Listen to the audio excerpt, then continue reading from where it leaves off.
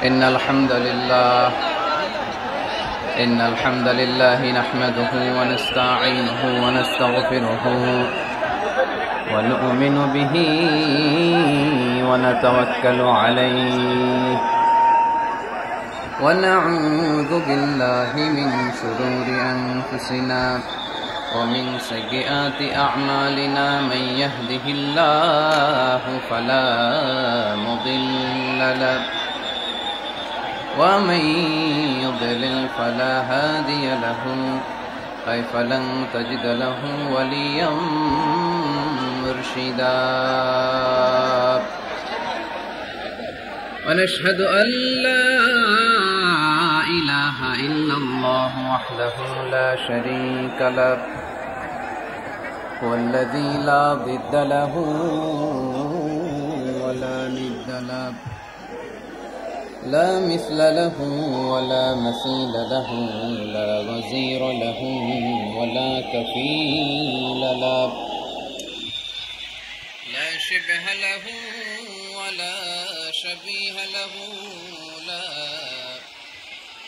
ولد له ولا والد له وهو الواحد الفرد الصمد لم يلد ولم يولد ولم يكن له كفوا أحد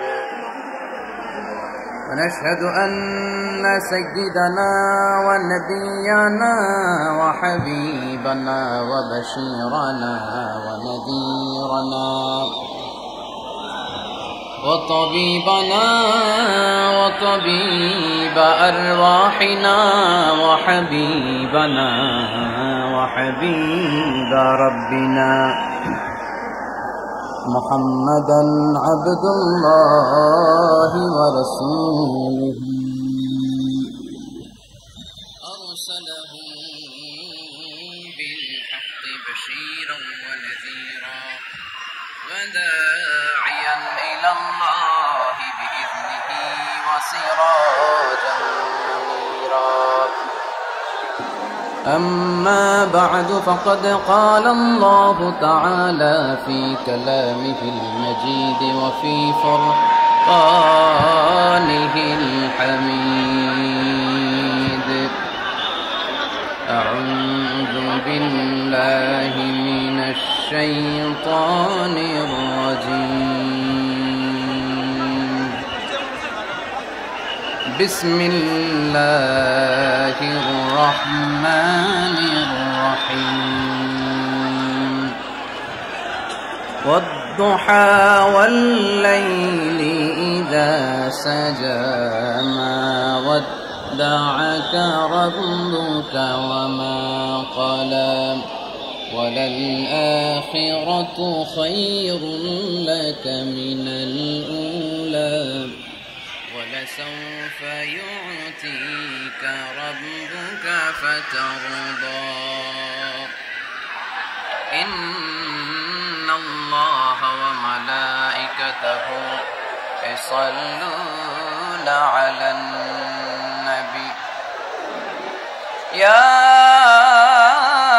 أيها الذين آمنوا صلوا عليه وسلموا تسليما اللهم صل على محمد وعلى آل محمد كما صليت على إبراهيم وعلى آل إبراهيم إنك حميد مجيد اللهم بارك على محمد وعلى آل محمد كما باركت على إبراهيم وعلى آل إبراهيم إنك حميد مجيد সকল প্রশংসার মালিক কে? আওয়াজ করে উত্তর দিতে হবে। সকল প্রশংসার মালিক কে? সকল ক্ষমতার উৎস কে? কেউ যেটা পারে না পারে কে? কেউ যেটা দেখে না দেখে কে? কেউ যেটা দেয় না দেয় কে? সে আল্লাহর জন্য আমরা আওয়াজ করে পড়ব আলহামদুলিল্লাহ। সবাই পড়ি রব্বানা লাকাল হামদ। حمدا كثيرا طيبا مباركا فيه يا ربي لك الحمد كما ينبغي لجلال وجهك وعظيم سلطانك لك الحمد بالإيمان لك الحمد بالإسلام لك الحمد بالقرآن আমরা প্রশংসা করলাম কার? সব সময় প্রশংসা করতে হবে কার? খাওয়ার সময়, ঘুমানোর সময়, ইবাদতের সময়। 13তম ঐতিহাসিক তাফসিরুল কোরআনের প্রোগ্রাম, তার মানে প্রায় 13টি বছর ধরে এই ময়দানে কথা হয়। আমরা খুশি না বেজার? এই ময়দানে কিয়ামত পর্যন্ত কোরআনের কথা চলুক, হক কথাগুলো ছড়িয়ে পড়ুক, আমরা চাই কি চাই না? আপনাদের শুকরিয়া যে আমাকে আপনারা রেখেছেন প্রধান আলোচক।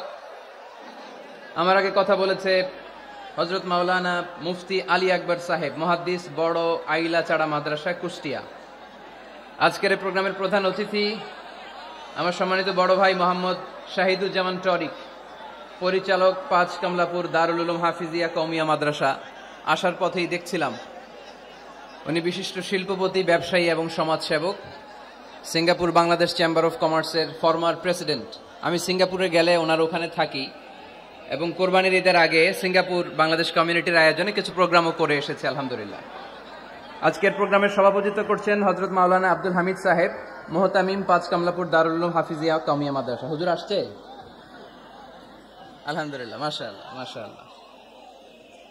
আজকের এই প্রোগ্রামে উপস্থিত আছেন আপনাদের এই চুয়াডাঙ্গা, প্রাণের জেলা চুয়াডাঙ্গার সম্মানিত এসপি মহোদয়, police super mister Zahidul Hasan, কিছুক্ষণ আগে আপনাদের সামনে কথা রেখেছেন।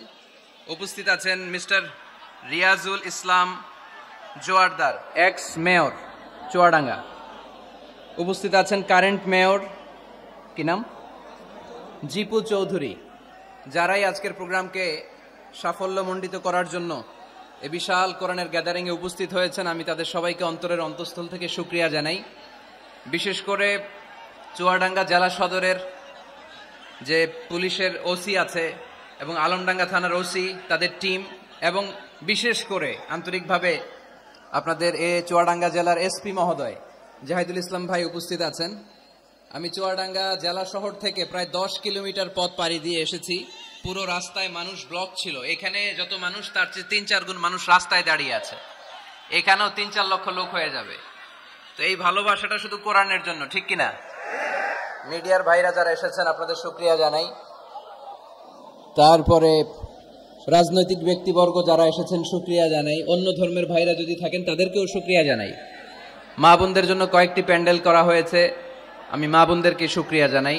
যারাই আজকের এই প্রোগ্রামে আমরা আসতে পারলাম, বসতে পারলাম, আল্লাহ এই প্রোগ্রামটা যেন কিয়ামতের ময়দানে আমাদের নাজাতের ওসিলা হয়ে যায়, আমরা পড়ি আমিন। আমরা আল্লাহর কাছে আসলে নাজাত চাই, তাই না? মুক্তি চাই, আমরা নাজাত চাই। আওয়াজ করে বলেন, কি চাই?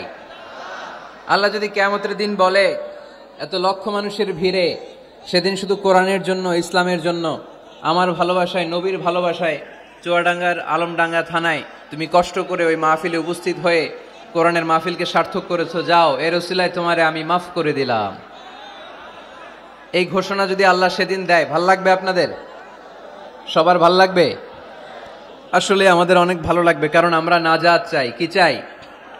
আর কিছু যে চাই না আমি, চাই গো নাজাত, আল্লাহ তোমার কাছে আমার এই মুনাজাত, আল্লাহ তোমার কাছে আমার এই মুনাজাত। সবাই পড়েন আমার সাথে, আর কিছু যে চাই না আমি, চাই গো নাজাত, আল্লাহ তোমার কাছে আমার এই মুনাজাত, আল্লাহ তোমার কাছে আমার এই মুনাজাত। পড়েন আমিন। আরো জোরে পড়তে হবে আমিন। আজকের এই ইসলামের জন্য, এই গণজোয়ারকে আল্লাহ ইসলামের বিজয়ের জন্য কবুল করুক, পড়ি আমিন। এই যে লক্ষ লক্ষ মানুষ আজকে চুয়াডাঙ্গার আলমডাঙ্গা থানায় উপস্থিত হয়েছে, আজকে মাহফিলের পরে টরিক ভাই বিরিয়ানির প্যাকেট দিবেন নাকি? নগদ টাকা দেয়া হবে? একজনকে খুশি করতে আমরা এখানে এসেছি, চিল্লায় বলতে হবে তিনি কে? আল্লাহ। এই লক্ষ লক্ষ মানুষের আগমন, এটা ইসলামের জন্য ভিক্টরি সাইন বহন করে, বিজয়ের সাইন। ইসলামের বিজয়কে কেউ থামায় রাখতে পারবে না, চিল্লায় বলেন ঠিক কিনা? তুমি ইসলামকে চোখ রাঙানি দাও, তুমি কোরআনকে চোখ রাঙানি দাও, তোমার এই খবরদারিকে মুহূর্তের মধ্যে বন্ধ করে দিতে পারে কে? যারাই ইসলামের বিজয়ের পথে আসবে তাদের জীবনকে উজালা করবে কে? আর যারা ইসলামের বিরুদ্ধে ষড়যন্ত্র করে তাদের সাথে আমাদের কোনো সম্পর্ক। আমরা ইসলামের জন্য আমাদের জীবন দিতে প্রস্তুত, চিল্লায় বলেন ঠিক কিনা? আমাদের জান মান কুরবান করতে প্রস্তুত, চিল্লায় বলেন ঠিক কিনা? সকল ষড়যন্ত্রের বাধাকে ছিন্ন করে কালিমার পতাকা উঠানোর জন্য আমরা প্রস্তুত, চিল্লায় বলো ঠিক কিনা? সম্মানিত সুধী, অনেক বড় গ্যাদারিং, তাই লম্বা চূড়া কথা বলা যাবে না। কারণ আল্লাহ রাসূল সাল্লাল্লাহু আলাইহি ওয়াসাল্লাম বলেছেন, খুতাবুকুম তাওয়িলা ওয়া সালাওয়াতুকুম কাসীরা। কিয়ামতের আগে তোমাদের বক্তব্য হয়ে যাবে, ইসলামী বক্তব্য হবে লম্বা, সালাত হয়ে যাবে খাটো। Your Islamic lectures will be longer before the day of judgment, and your salah 5 times a day will be very shorter. কিয়ামতের আগে সালাত হয়ে যাবে খাটো, বক্তব্য হয়ে যাবে লম্বা। তার নমুনা সমাজে আছে না নাই? ঘন্টার পর ঘন্টা মানুষ বক্তব্য শুনতে চায়, কিন্তু নামাজ পড়তে চায় না, আছে না নাই? চুয়াডাঙ্গার আলমডাঙ্গায় মনে হয় এগুলো নাই। না না নাই। এই যে এত টুপিওয়ালা দাড়িওয়ালা, এটা প্রমাণ করে এখানকার সবাই নামাজি। আছে আছে, এগুলো থেকে আমাদের বেরিয়ে আসতে হবে। যেহেতু অনেক বড় গ্যাদারিং, লম্বা চূড়া কথা বলবো না। আর যেহেতু বিশৃঙ্খলা আপনারা থামাচ্ছেন না, কথা বলার তো সুযোগই নাই। তো অল্প কয়েকটা কথা বলে আজকের এই বড় মাহফিল আমরা শেষ করে দেব ইনশাআল্লাহ। পড়েন, আওয়াজ করে পড়তে হবে ইনশাআল্লাহ। যেহেতু মহিলা প্যান্ডেলে অনেক মা বোনেরা এসেছে, মা বোনদের জন্য দুই একটা কথা বলেই আমি মূল তাফসিরের দিকে যাচ্ছি। আল্লাহ রাসূল সাল্লাল্লাহু আলাইহি ওয়াসাল্লাম বলেছেন, দুনিয়া কুল্লুহা মাতা ওয়া খায়রু মাতা'আদ দুনিয়া আল মারআতু সালিহা। এই দুনিয়াতে যা দেখা যায় সব সম্পদ, বাড়ি গাড়ি ব্যাংক ব্যালেন্স ফ্যাক্টরি, এগুলো সম্পদ। দু চোখে যা দেখো সব সম্পদ। আর এই সব সম্পদের মধ্যে শ্রেষ্ঠ সম্পদ হচ্ছে নেককার নারী। সুবহানাল্লাহ পড়তে পারলেন না? এই দুনিয়ার যত সম্পদ আছে সব সম্পদের মধ্যে শ্রেষ্ঠতম সম্পদ হচ্ছে নেককার নারী, যেটা টাকা দিয়ে কেনা যায় না। তাই আমি বলি, নারীদের পেট হচ্ছে এটা খনির মতো। খনি, আপনারা কি তেলের খনির নাম শুনেছেন? তেলের খনি, গ্যাসের খনি, কয়লার খনি, সোনার খনি, হীরার খনি। তো এই খনিগুলোর মতো আমাদের মা বোনদের পেটগুলো খনি। এই মা বোনদেরকে যদি আমরা কোরআন শিখাই, হাদিস শিখাই, ইসলামী সাহিত্য পড়তে দেই, ইসলামী তাহাদিব তামাদ্দুন শিষ্টাচার ভদ্রতা যদি তাদেরকে শিখাই, কোরআন সুন্নাহর আলোকে যদি তাদেরকে আমরা যত্ন নেই, তাহলে এই নারীদের পেট থেকে বড় বড় আল্লাহর ওলি বের হবে, আলোকিত মানুষ বেরোবে, হাফেজে কোরআন বেরোবে, মুফাসসিরে কোরআন বেরোবে। আর এই একই নারীকে যদি আমরা কোরআন শিক্ষা না দেই, ইসলাম শিক্ষা না দেই, এই নারীদের পেট থেকে বড় বড় চাঁদাবাজ আর টেন্ডারবাজ বেরোবে, চিল্লায় বলি ঠিক কিনা? এদের পেট থেকে বেরোবে বড় বড় দুর্নীতিবাজ, যারা দেশের টাকা, হাজার কোটি টাকা পাচার করে দেয় বিদেশে, এরকম আছে না নাই? এজন্য এই নারীদের পেটটা খনি, যত্ন নিতে হবে এদেরকে কোরআন দিয়ে, সুন্নাহ দিয়ে। আল্লাহ রাসূল সাল্লাল্লাহু আলাইহি ওয়াসাল্লাম বলেছেন, রিফকাম বিল খাওয়ারির, নারীদেরকে কাচের গ্লাসের সাথে তুলনা করা হয়েছে। আপনাদের বাসায় কাচের গ্লাস আছে না? কথা বলতে হবে, উত্তর দিতে হবে আওয়াজ করে বাঘের মতো। আপনাদের বাসায় কাচের গ্লাস আছে? এই কাচের গ্লাস আস্তে ধরতে হয়, আস্তে রাখতে হয়। পরিষ্কার করতে চাইলে, পরিচ্ছন্ন করতে চাইলে খুব স্মুথলি রাখতে হয়, স্মুথলি ধরতে হয়। জোরাজোরি করলে গ্লাস ভেঙে যায়। এইখানে কি ভাই, তোমাদের কি সমস্যা? মাহফিলটা সুন্দরভাবে হোক, তোমরা কি চাও? শাহিদুজ্জামান টরিক ভাই কয়েক জায়গায় ব্যবস্থাপনা করেছে, সব জায়গা পাল্টিয়ে এখানে 3 লক্ষ লোক বসতে পারে এরকম জায়গা করা হয়েছে। তারপরে লোক হয়ে গেছে 4-5 লক্ষের মতো। এটা তো out of capacity. The situation is totally out of control. এই বিজয় দিবসে একটা দৃষ্টান্ত আমরা সারা বাংলাদেশের 64 জেলার জন্য কি চুয়াডাঙ্গা থেকে রাখতে পারবো না? পারবো।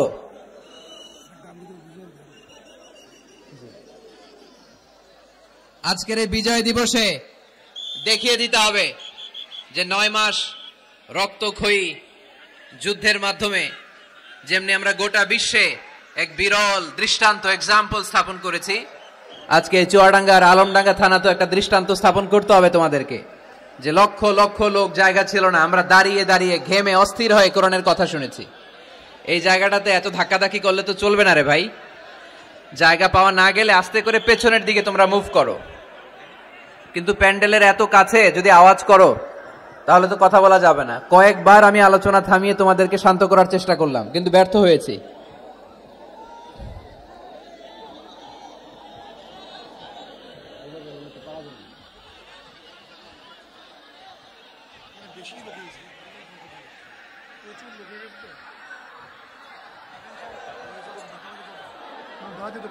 লক্ষ হয়ে গেছে।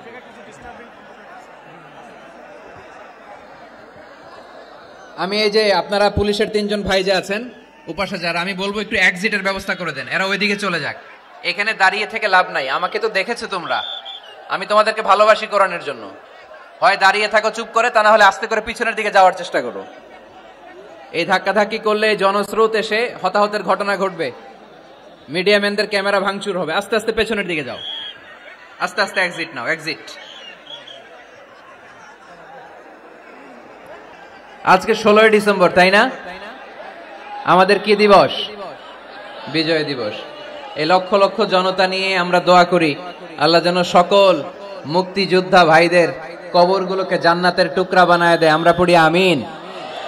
যতদিন বাংলাদেশ থাকবে ততদিন মুক্তিযোদ্ধাদের জন্য, শহীদদের জন্য দোয়া আমাদের হৃদয়ে আছে না নাই?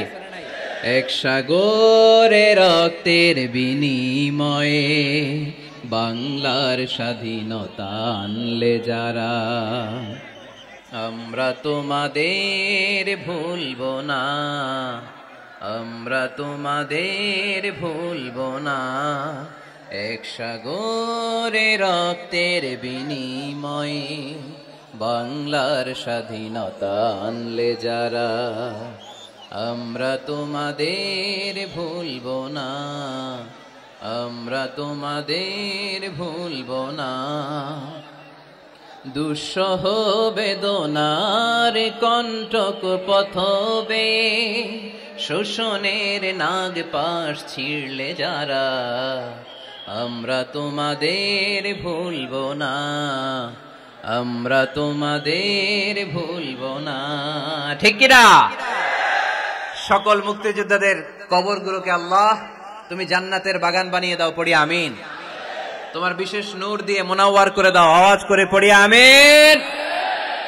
এ দুনিয়াতে যা দেখা যায় সব সম্পদ, আর এই সম্পদের মধ্যে শ্রেষ্ঠ সম্পদ হচ্ছে নেককার নারী। তাই বোনদেরকে যেন আমরা কোরআন সুন্নাহর পথে আসার সুযোগ করে দেই, তাদেরকে যেন ইসলামী লেকচার পড়ার সুযোগ করে দেই, ইসলামী বই পড়ার সুযোগ করে দেই। ইসলাম বলেছে খায়রুকুম মান বুখিরা বিল উনসা, যে ঘরের প্রথম সন্তান কন্যা ওই ঘরটারে বরকত দিয়ে ভরে দেয় কে? আপনাদের ঘরে সর্বপ্রথম মেয়ে হয়েছে কার কার? দেখি প্রথম মেয়ে কার? মাশাআল্লাহ, আমারও 2 মেয়ে, আপনার 2 মেয়ে, মাশাআল্লাহ। হাত নামান চুয়াডাঙ্গার ভাইরা, হাত নামান। তো এই ঘরগুলো বরকতময়। আল্লাহ রাসূল সাল্লাল্লাহু আলাইহি ওয়াসাল্লামের 3 ছেলে ছিল, একজনও বেঁচে ছিল না, আল্লাহ নিয়ে গেলেন ছোটবেলায়। 4 মেয়ে ছিল, ওনারা বেঁচে ছিলেন, রুকাইয়া, যায়েনব, উম্মি কুলসুম আর ফাতেমা। আওয়াজ করে পড়েন সুবহানাল্লাহ। ফাতেমা রাদিয়াল্লাহু তাআলা আনহাকে আল্লাহ রাসূল সাল্লাল্লাহু আলাইহি ওয়াসাল্লাম খুব বেশি ভালোবাসতেন। আল্লাহ রাসূল সাল্লাল্লাহু আলাইহি ওয়াসাল্লাম বলতেন, ফাতেমা তু বিদউম মিন্নি, ফাতেমা আমার কলিজার টুকরা। যে ফাতেমারে কষ্ট দেয় সেজন্য আমি নবীকে কষ্ট দেয়, আর যে ফাতেমার মুখে হাসি ফুটায় সেজন্য আমি বিশ্ব নবীর মুখে হাসি ফুটাই। সুবহানাল্লাহ। রাসূল সাল্লাল্লাহু আলাইহি ওয়াসাল্লাম কোন সফরে গেলে সব শেষে ফাতেমা রাদিয়াল্লাহু তাআলা আনহার সাথে দেখা করে যেতেন। আবার সফর থেকে যখন আল্লাহ রাসূল সাল্লাল্লাহু আলাইহি ওয়াসাল্লাম ঘরে ফিরতেন তখন এসেই আল্লাহ রাসূল সাল্লাল্লাহু আলাইহি ওয়াসাল্লাম ফাতেমা রাদিয়াল্লাহু তাআলা আনহার সাথে দেখা করতেন। নারীদেরকে খুব ভালোবাসতেন, বলতেন রিফকাম বিল কাওয়ারির, কাচের গ্লাসের সাথে আল্লাহ রাসূল নারীদেরকে তুলনা দিয়েছেন। কাচের গ্লাস যেমনি আস্তে রাখি, আস্তে ধরি, আস্তে উঠাই, আমাদের মা বোনদের সাথে যেন আমরা খারাপ আচরণ না করি, আমরা যেন মেজাজ না দেখাই, আমরা যেন মুচকি হাসি দিয়ে কথা বলি। এদিকে বিবাহিত আছেন কারা কারা আজকে দেখি? বিবাহিত? এই ছোট বাচ্চারা তোমরা হাত তুলো না আবার। মাশাআল্লাহ, হাত নামান। আপনারা বাসায় রাগারাগি করেন না তো? ভাবিদের সাথে রাগারাগি করবেন না। আপনার ব্যাপারে ভাবিদের কাছ থেকে আল্লাহ তাআলা সার্টিফিকেট নেবেন। খায়রুকুম খায়রুকুম লিআহলি। তোমাদের মধ্যে আল্লাহর কাছে ওই ব্যক্তি সবচেয়ে সেরা যে তার স্ত্রীর কাছে সেরা। এজন্য স্ত্রীর সাথে ভালো আচরণ করবেন, মুচকি হাসি দিয়ে কথা বলবেন। আল্লাহ রাসূল বলেছেন, তাবাসসুমুকা ফি ওয়াজহি আখিকা সাদাকা। Your smile to your brother, it's a charity. তুমি তোমার ভাইয়ের দিকে তাকিয়ে যে মুচকি হাসি দাও, ওই মুচকি হাসি দিলেও সৎকার সওয়াব দেয় কে?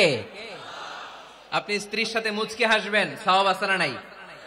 স্ত্রীকে ভালোবাসার কথা শোনাবেন, সওয়াব আছে না নাই? এমনকি আল্লাহর হাবিব বলেছেন, অফি বুদআ আহাদিকুম সাদাকা। তোমরা শীতের রাতে স্বামী স্ত্রী যখন এক কম্বলের নিচে সময় কাটাও, ওই সময়গুলোর জন্য তোমার আমলনামায় সওয়াব দিয়ে ভরে দেয় কে? এজন্য আজকে থেকে মুচকি হাসি দিয়ে কথা বলবেন, আগে সালাম দিবেন। স্ত্রীকে আগে সালাম দিতে রাজি আছেন তো? আল্লাহ রাসূল সাল্লাল্লাহু আলাইহি ওয়াসাল্লাম ওনার স্ত্রীদেরকে আগে সালাম দিতেন। আম্মা জান আয়েশা বললেন, এত বছর বিশ্বনবীর সাথে সংসার করলাম, একদিনও আল্লাহ রাসূল সাল্লাল্লাহু আলাইহি ওয়াসাল্লামকে আমি আগে সালাম দিতে পারি নাই। মাঝে মাঝে লুকিয়ে থাকতাম যে আজকে আগে সালাম দিব, কিন্তু আল্লাহ রাসূল সাল্লাল্লাহু আলাইহি ওয়াসাল্লাম এশার নামাজ পড়ে যখন ঘরে ঢুকতেন, ঘরে ঢোকার অনেক আগ থেকে আম্মা জান আয়েশাকে বলতেন, আসসালামু আলাইকুম ওয়া রাহমাতুল্লাহি ওয়া বারাকাতুহু।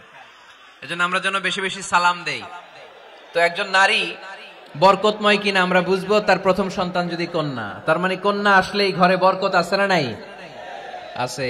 এরপরে এই কন্যাকে যখন আপনি শিক্ষা দান করবেন, ভালো পাত্রের হাতে তুলে দিবেন, তখন ওই কন্যা বাবার জন্য জান্নাতের দরজা খুলে দেয়। সুবহানাল্লাহ পড়তে পারলেন না?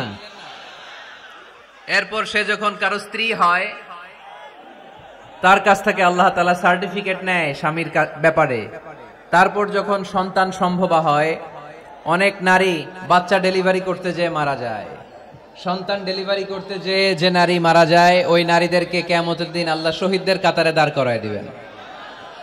আর যদি সহি সালামতে বাচ্চা ডেলিভারি করতে পারে, তাহলে ইসলাম বলে, আল জান্নাতু তাহতা আকদামি উম্মাহাতিকুম। ও দুনিয়ার পুরুষেরা শোনো, তোমাদের পায়ের নিচে থাকে জুতা, জুতার নিচে থাকে বালু, আর এক একটা মায়ের পায়ের নিচে থাকে তার ছেলে মেয়েদের জান্নাত। পড়েন সুবহানাল্লাহ।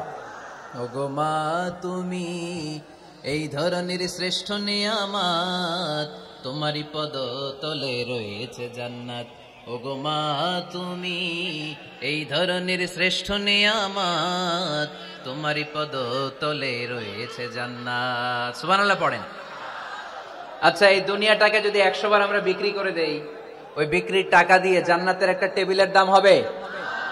এই দুনিয়াকে 2000 বার বিক্রি করে দিলে যেই টাকা পাওয়া যাবে, ওই টাকা দিয়ে যদি জান্নাতের একটা চেয়ার কিনতে চাই, ওই চেয়ারের দাম হবে? তাহলে যে মায়ের 2টা পায়ের নিচে আল্লাহর 8টা জান্নাত পড়ে আছে, ওই 8টা জান্নাতের ওই পা 2টার দাম কত?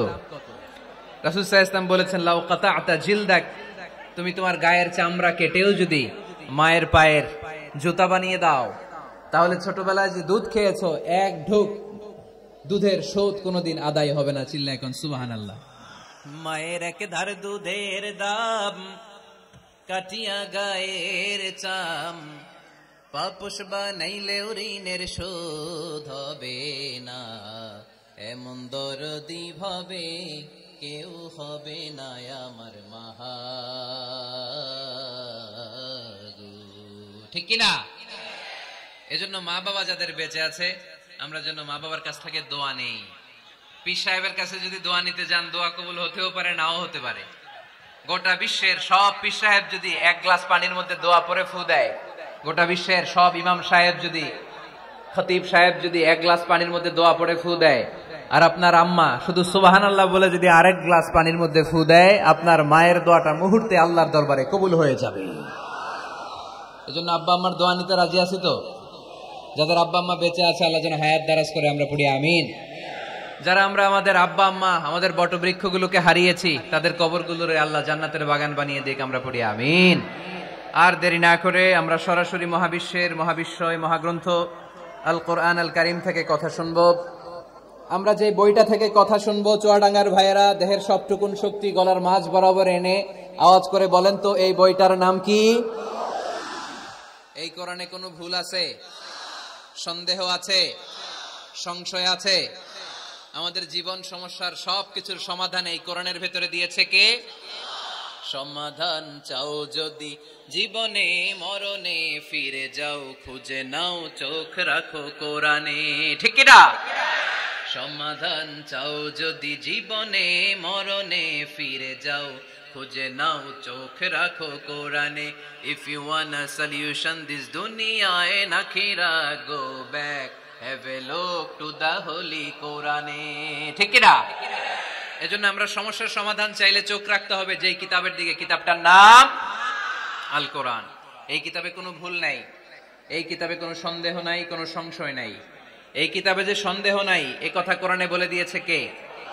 রব্বুল আলামিন বলেন, যালিকাল কিতাবু লা রাইবা ফীহি হুদাল লিল মুত্তাকিন। সবাই পড়েন আমার সাথে, যালিকাল কিতাবু লা রাইবা ফীহি হুদাল লিল মুত্তাকিন। This is the book, the most authentic and original book in the world.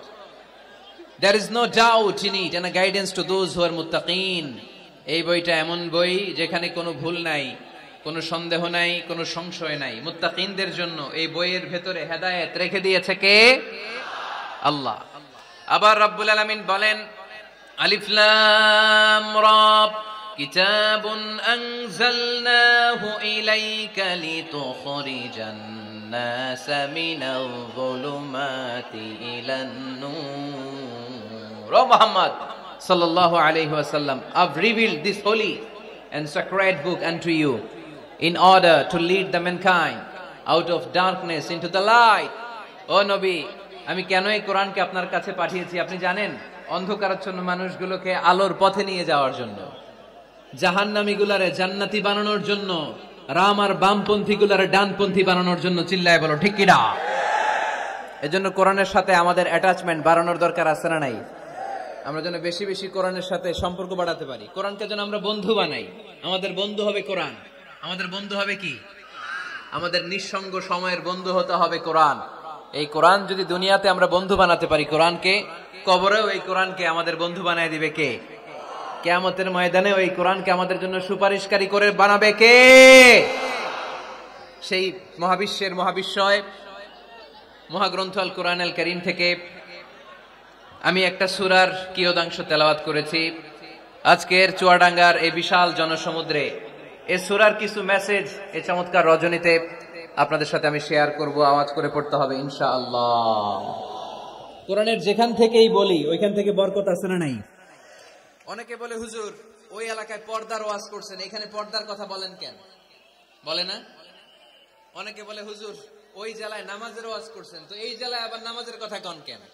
হুজুর ওইখানে সুদ খাওয়া যাবে না বলছেন, এইখানে বলেন কেন? নামাজ কি শুধু ওই জেলায় লাগবে? পর্দাকে শুধু ঢাকাবাসীদের জন্য লাগবে, চুয়াডাঙ্গায় লাগবে না? আমরা সূরা ফাতিহা প্রতিদিন কয়বার পড়ি? ফরজ নামাজে 17 বার, সুন্নত সহ 40-45 বার। যে ব্যক্তি 50 বছর ধরে নামাজ পড়ে, এই বেটা যে কয় লক্ষ বার সূরা ফাতিহা পড়ছে বেটা নিজেও জানেন। ঠিক কিনা? আচ্ছা, আপনারা কি জানেন যে সূরা আর রহমানে একটা আয়াত আছে, যে আয়াতটা আল্লাহ বারবার বারবার ওই সূরার ভেতরে উল্লেখ করেছে, সূরা আর রহমানে। জানেন কি আয়াতটা কি? কি আয়াত? ফাবিআইয়ি আলা রাব্বিকুমা তুকাযযিবান। এই আয়াতটা আল্লাহ তাআলা একবার দুইবার নয় 31 বার উল্লেখ করেছেন সূরা আর রহমানের ভেতরে। সুবহানাল্লাহ পড়েন। তার মানে জরুরি কথা সব জায়গায় বলতে হয়, বারবার বলতে হয়, চিল্লায় বলতে হবে। ঠিক কি না?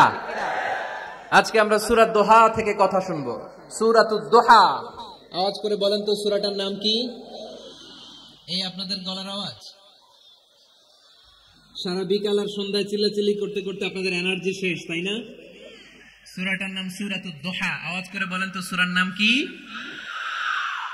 মাশাআল্লাহ, আওয়াজ আছে তো? এনার্জি শেষ হয়ে যায় না এখনো বেঁচে আছে চুয়াডাঙ্গার লোক। তো আলোচনা শেষ পর্যন্ত এরকম আওয়াজ করে উত্তর দেওয়া যাবে? মাশাআল্লাহ, এখন একেবারে ঠান্ডা। এবার আমরা প্রাণ খুলে কথা শুনবো কোরআনের। এই সূরাটা কোরআনের 93 নাম্বার সূরা। কত নাম্বার? এই সূরায় আয়াত আছে 11টা। কয়টা? এই সূরাটা মাক্কি সূরা। কি সূরা? মাশাআল্লাহ। আমি সবসময় বলি, যেহেতু লক্ষ লক্ষ মানুষের গ্যাদারিং, আমরা যদি ক্লাসের মতো করে প্রশ্ন করি, উত্তর করি, তাহলে আপনাদের মনে থাকবে, কিছু মেসেজ নিয়ে যেতে পারবেন। এজন্য কষ্ট হলেও শেষ পর্যন্ত উত্তর দেওয়া যাবে বাঘের বাচ্চার মতো চিল্লায়া ইনশাআল্লাহ। তাহলে আমি প্রশ্ন করি, উত্তর দেন। আওয়াজ করে বলেন তো সূরাটার নাম কি? কত নাম্বার সূরা? আয়াত সংখ্যা কত? সূরাটা মাদানী সূরা। কি সূরা? মাশাআল্লাহ, মনে রাখছেন তো দেখি। এই সূরাটা একটা আশা জাগানিয়া সূরা। হতাশ ব্যক্তিদের জন্য এই সূরায় মেডিসিন আছে, প্রেসক্রিপশন আছে, আছে রেমেডি। এই সূরার সেন্ট্রাল থিম বা কেন্দ্রীয় আলোচ্য বিষয় হচ্ছে মুমিন কখনো হতাশ হয় না, মুমিন কখনো নিরাশ হয় না, মুমিন কখনো হাল ছেড়ে দেয় না, মুমিন ভরসা রাখে একজনের উপর। চিল্লায় বলতে হবে, তিনি কে?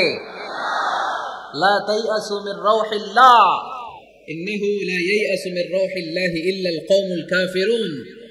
সাইয়েদনা ইয়াকুব আলাইহিস সালাম তার ছেলেদেরকে বলেছিলেন, কলিজার টুকরা, আমার বাছা ধনেরা, আল্লাহর রহমত থেকে নিরাশ হয়ো না। আল্লাহর দয়া, কৃপা, করুণা, মার্সি, ব্লেসিংস এন্ড বাউন্টিজ থেকে নিরাশ হয়ো না। কাফেররা ছাড়া আল্লাহর রহমত থেকে কেউ নিরাশ হয় না। মুমিন কখনো আল্লাহর রহমত থেকে নিরাশ হয় না। হ্যাঁ, মুমিনের জীবনে বিপদ আসে, ক্রাইসিস আসে, সংকট আসে। বিপদ নাই, সমস্যা নাই, পেরেশানি নাই, এরকম জীবন কারো আছে? কেউ দাঁড়ায় বলতে পারবেন, হুজুর আমার জীবনে কোনো বিপদ নাই, কোনো সমস্যা নাই? কেউ বলতে পারবেন? বিপদ, পরীক্ষা আল্লাহ আমাদেরকে দেয় পরীক্ষা করবার জন্য, ঠিক কিনা? বিপদ আল্লাহ আমাদেরকে দেয় আমাদের কোমরগুলোকে সোজা করবার জন্য, আমাদের পায়ের নিচের মাটিকে শক্ত করবার জন্য, প্রতিকূল পরিবেশে নিজের অবস্থানকে শক্তভাবে জানান দেওয়ার জন্য। চিল্লায় বলেন ঠিক কিনা? এজন্য যারা হতাশ, যারা নিরাশ, যারা টেন্সড, ফ্রাস্ট্রেটেড পিপল, হতাশদের জন্য এই সূরায় আছে আশা, আশার বাণী, আলোর বাণী। কারণ দোহা মানে আলো। দোহা মানে কি? আলো কথাটা শুনতেই লাগে ভালো, ঠিক কিনা? আলো বললেই কেমন ভাল লাগে না? কারণ আশার আলো, এটা সম্ভাবনার আলো। অন্ধকার দেখলে বাচ্চারা ভয় পায়, আলো দেখলে বাচ্চারা ভয় পায়। এজন্য আমরা অন্ধকার চাই না, আমরা চাই আলোর পথ। এই কোরআন এসেছে আমাদেরকে আলোকিত করতে, ঠিক কিনা? আল্লাহ রাসূল সাল্লাল্লাহু আলাইহি ওয়াসাল্লামের খুব মন খারাপ, তিনি খুব বিচলিত, তিনি খুব পেরেশান। আল্লাহ রাসূল সাল্লাল্লাহু আলাইহি ওয়াসাল্লামের পেরেশানি দূর করার জন্য সান্ত্বনার বাণী হিসেবে আল্লাহ তাআলা এই সূরাটা আল্লাহ রাসূলের জন্য ডেডিকেট করে নাজিল করেছেন। চিল্লায় পড়েন সুবহানাল্লাহ। আর আল্লাহ বুঝাতে চেয়েছেন, আমার নবীকে আমি যেভাবে পেরেশানি দূর করেছি, সাহায্য করেছি, মুমিনদের জীবনেও আমি আল্লাহর পক্ষ থেকে সাহায্য আছে না নাই? এজন্য আমরা কখনো হতাশ হব না। এই মেসেজটা যদি বাড়িতে আজকে নিয়ে যেতে পারো চুয়াডাঙ্গার ছেলেরা, অনেকে হতাশ ব্যক্তি জীবনে, পেশাগত জীবনে, পারিবারিক জীবনে হতাশ, চাকরি হয় না, ব্যবসায় মন্দা। যাদের ব্যবসা মন্দা, এই শাহিদুজ্জামান টরিক ভাইয়ের সাথে দেখা করবা। সফল ব্যবসায়ী, বাংলাদেশ কাঁপায়, এখন সিঙ্গাপুর কাঁপাইতেছে। তো তোমরা ওনাকে ধরবা টাইট করে, যে ভাই কিভাবে আপনি সফল হলেন, শোনান আপনার সফল হওয়ার গল্প। How to succeed in life, কিভাবে ব্যবসায় সফল হতে হয়, কিভাবে আইকন হতে হয়, শহীদ ভাইয়ের কাছ থেকে চুয়াডাঙ্গার ছেলেরা জেনে নিবা। মুমিন কখনো হতাশ হয় না। আজকের মাহফিল থেকে এতটুকু যদি এই জনসমুদ্র থেকে আমরা বাসায় নিয়ে যেতে পারি, যে আমরা কখনো হতাশ হব না, আমরা নিরাশ হব না, শেষ নিঃশ্বাস থাকা পর্যন্ত আমরা হাল ছেড়ে দিব না, আমরা ভরসা রাখবো সব সময় একজনের উপর। চিল্লায় বলতে হবে, তিনি কে? Every time you feel like you cannot go on, you feel so lost that you are so alone. Every time you feel like you cannot go on, you feel so lost that you are so alone. Don't despair and never lose hope, 'cause Allah is always by your side. Inshallah, পড়েন, Inshallah, Inshallah, you'll find your way. Inshallah, Inshallah, Inshallah, you'll find your way. পড়েন আল্লাহু আকবার। আমরা কখনো নিরাশ হই না, আমরা হতাশ হই না, আমরা ভরসা রাখি একজনের উপর, তিনি কে? আমরা জানি রাত যত গভীর হয়, অন্ধকার তমানিসা ভেদ করে সুবহে সাদিক হয়। আমরা জানি গর্ভবতী নারীর যেদিন পেটের ব্যথা বেদনা বাড়তে থাকে ওই দিন নতুন মেহমান আগমনের সময় ঘনাতে থাকে। আমরা জানি বিশ্বাসীদের জীবনে কষ্ট, দুঃখ, যন্ত্রণা, পরীক্ষা যত বাড়তে থাকে সুখের দিন কাছে আসতে থাকে। চিল্লায় বলো ঠিক কিনা? শেষ নিঃশ্বাস দিয়ে পুরো পর্যন্ত আমরা ভরসা রাখবো একজনের উপর, তিনি কে? পেরেশানি দূর করার জন্য আল্লাহ তাআলা এই সূরাটা নাজিল করেছে। সুবহানাল্লাহ পড়ে। তাহলে এই সূরার কেন্দ্রীয় আলোচ্য বিষয় কি? এটা কি চুয়াডাঙ্গাবাসীদের কাছে ক্লিয়ার? Clear clear clear. এবার আমরা শুনবো এই সূরার একটা ব্যাকগ্রাউন্ড আছে, কোন প্রেক্ষাপটে এই সূরা নাজিল হলো। আল্লাহ রাসূল সাল্লাল্লাহু আলাইহি ওয়াসাল্লামকে আল্লাহ বলেন, ইয়া আইয়ুহার রাসূলু বাল্লিগ মা উনজিলা ইলাইক। নবী, কোরআনে যা নাজিল করেছি সব আপনি পৌঁছে দিন, কিছু গোপন রাখা যাবে না। এই কোরআনের কোনো কিছু বিশ্বনবী গোপন রেখেছে? সবাই বলেন না কেন, গোপন রেখেছে নাকি সব প্রচার করে দিয়েছে? সব প্রচার করে দিয়েছে। হঠাৎ করে হেরা গুহায় বিশ্বনবীর কাছে নাজিল হলো, ইকরা বিসমি রাব্বিকাল্লাযী খালাক খালাকাল ইনসানা মিন আলাক ইকরা ওয়া রাব্বুকাল আকরামুল্লাযী আল্লামা বিল কলম আল্লামাল ইনসানা মা লাম ইয়ালাম। পড়েন সুবহানাল্লাহ। আল্লাহ নাজিল করলেন, নবী পড়ো, তোমার প্রভুর নামে যিনি সৃষ্টি করেছেন, তুমি যা জানতে না তা তোমার রব তোমারে শিখিয়েছেন, কলমের মাধ্যমে তোমাদেরকে জ্ঞান দিয়েছেন। সুবহানাল্লাহ। ইকরা বিসমি রাব্বিকাল্লাযী খালাক, read in the name of your lord who has created. পড়ো তোমার প্রভুর নামে। কোরআনের প্রথম বাণী পড়ো। কোরআনের প্রথম বাণী কি? সবাই বলেন, প্রথম বাণী কি? আল কোরআনের প্রথম বাণী পড়ো, আল হাদিসে নবীর কথা পড়ো। আল কোরআনের প্রথম বাণী পড়ো, আল হাদিসে নবীর কথা পড়ো। পড়ে পড়ে শেখো, শিখে শিখে তুমি তোমার নিজের জীবন গড়ো। সুবহানাল্লাহ পড়ে। পড়ে পড়ে নিজের জীবন গড়তে হবে। নাজিল হলো ইকরা বিসমি রাব্বিকাল্লাযী খালাক, যা নাজিল হলো নবী প্রচার করে দিলেন। এরপরে আরেক সূরা নাজিল হলো, ইয়া আইয়ুহাল মুযাম্মিল কুমিল লাইলা ইল্লা কালিলা, বিশ্বনবী প্রচার করে দিলেন। এরপরে নাজিল হলো, ইয়া আইয়ুহাল মুদ্দাসসির কুম ফাআনজির, বিশ্বনবী প্রচার করে দিলেন। যাই প্রচার নাজিল হয় তাই তিনি প্রচার করে দেন, যাই নাজিল হয় তাই তিনি প্রচার করে দেন। এরকম চলতে থাকলো কিছুদিন, কিন্তু হঠাৎ করে আর কোন কোরআনের আয়াত নাজিল হয় না, ওহী আসা বন্ধ হয়ে গেল। ফলে নবীও নতুন কোন কথা মক্কার লোকদেরকে শোনাতে পারে না। মক্কার লোকেরা বলল, ঘটনা কি মুহাম্মদ? নতুন নতুন আয়াত এতদিন বলতো, এখন বলো না কেন? বলো। বিশ্বনবী বলতে পারে না, কারণ বিশ্বনবী কি মন গড়া কোনো কথা বলে? সবাই যদি বুঝে থাকেন উত্তর দেন, বিশ্বনবী কি মন গড়া কথা কোনোদিন বলেছে? রব্বুল আলামিন বলেন, ওয়ামা ইয়ানতিকু আনিল হাওয়া ইন হুয়া ইল্লা ওয়াহয়ুন ইউহা। আমার নবী মন গড়া কোনো কথা বলেন না। আমার পয়গম্বর মন মস্তিষ্ক কোনো প্রসূত কথা তোমাদের কাছে পেশ করে না। আকাশ থেকে জিব্রাইল মারফত যা তিনি শুনতে পান তা তিনি মক্কাবাসীদের কাছে পৌঁছে দেন। সুবহানাল্লাহ। তো নাজিল হতো, নবী পৌঁছে দিতেন। এখন বন্ধ, পৌঁছাতে পারে না। সাইয়েদনা জিব্রাইল আলাইহিস সালাম আর কোরআন নিয়ে আসে না। রাসূল সাল্লাল্লাহু আলাইহি ওয়াসাল্লাম নতুন কোনো কথা শোনাতেও পারে না। মক্কার লোকেরা হাসা হাসি শুরু করলো। আল্লাহ দিতে শুরু করলো, মুহাম্মদ তোমার আল্লাহ তোমারে বর্জন করেছে, তোমার আল্লাহ তোমারে ভুলে গেছে। নাউজুবিল্লাহ পড়তে পারলেন না? ইন্না মুহাম্মাদান ওয়াদাআহু রাব্বুহু ওয়া ক্বালা। এই মক্কার লোকেরা শুনে, মুহাম্মদের রব তো মুহাম্মদের ভুলে গেছে, মুহাম্মদের দিকে ফিরেও তাকায় না, আর নতুন কোন আয়াত পাঠায় না। আবু লাহাবের স্ত্রী উম্মে জামিল বলতে শুরু করলো, ইন্না শাইতানাকা কাদ তারাক। মুহাম্মদ তোমার কাছে যে একটা শয়তান আসতো জিব্রাইল নামে, ওই শয়তানটা আর আসে না। না, নাউজুবিল্লাহ পড়েন। সবাই টিটকারি করে। এখন রাসূল সাল্লাল্লাহু আলাইহি ওয়াসাল্লাম কিছু বলতেও পারে না, কারণ তিনি তো মন গড়া কিছু বলেন না, যা নাজিল হয় তা পৌঁছে দেন। রাসূল সাল্লাল্লাহু আলাইহি ওয়াসাল্লাম খুব পেরেশান হয়ে গেলেন, চিন্তায় পড়ে গেলেন, হতাশ হয়ে গেলেন। আর মনে মনে ভাবলেন, কি রে, আমি কোনো ভুল করলাম না তো? আমার কোনো অন্যায় হয়ে গেল না তো? এত অপেক্ষা করতেছি, আকাশের দিকে তাকিয়ে আছি, নতুন আয়াত আসে না কেন? আমি কবে নতুন আয়াত শোনাবো? কোন কোন তাফসিরে এসেছে 15 দিন, কোথাও এসেছে 25 দিন, 40 দিন, কোথাও এসেছে কয়েক মাস আল্লাহ রাসূল সাল্লাল্লাহু আলাইহি ওয়াসাল্লামের কাছে কোরআনের আয়াত নাজিল করাকে বন্ধ রেখেছিল কে? নাজিল হয় না, তিনি কোরআনের আয়াত শোনাতেও পারেন না। আমরাও মাঝে মাঝে এরকম হতাশ হই, কিরে ব্যবসা করলে লস, চাকরি হয় না, অসুস্থতা, মনে হয় আল্লাহ বোধহয় আমাদেরকে পছন্দ করে না, এরকম টেনশন আমাদেরও আছে না নাই? রাসূল সাল্লাল্লাহু আলাইহি ওয়াসাল্লাম যখন টেনশনে পড়ে গেলেন, আল্লাহ তাআলা এই সূরা নাযিল করার মধ্য দিয়ে আল্লাহ রাসূল সাল্লাল্লাহু আলাইহি ওয়াসাল্লামের টেনশন দূর করে দিলেন। চিল্লায়ে পড়েন সুবহানাল্লাহ। রাসূল সাল্লাল্লাহু আলাইহি ওয়াসাল্লামের পেরেশানি দূর করার জন্য আল্লাহ নাযিল করলেন ওয়াদ-দুহা ওয়াল-লাইলি ইযা সাজা মা ওয়াদ্দাআকা রাব্বুকা ওয়া মা ক্বালা।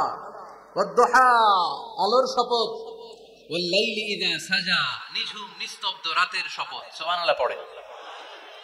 প্রথমে আল্লাহ দুইটা কসম কাটলেন। কয়টা? দুইটা। প্রথমে দোহা, প্রভাতের সূর্য কিরণের শপথ, আলোর শপথ। এরপরে অন্ধকারের শপথ কাটলেন। আলোর শপথ দিয়ে আল্লাহ তাআলা ওহী আশাকে বুঝালেন, আর অন্ধকারের শপথ দিয়ে আল্লাহ ওহী না আশাকে বুঝালেন।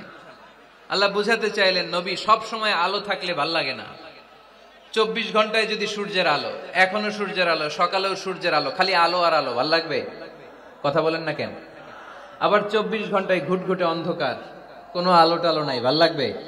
তার মানে জীবন চালাতে আলোরও দরকার, অন্ধকারেরও দরকার। বিশ্বনবীরে বুঝাতে চাইলেন, নবী ওহী আসা যেমনি দরকার, মাঝে মাঝে ওহী বন্ধ রেখে আপনার একটু বিশ্রাম দেওয়া দরকার। সুবহানাল্লাহ পড়েন। সরকারি চাকরি যারা করেন সপ্তাহে কয়দিন জব করেন? জোরে বলেন।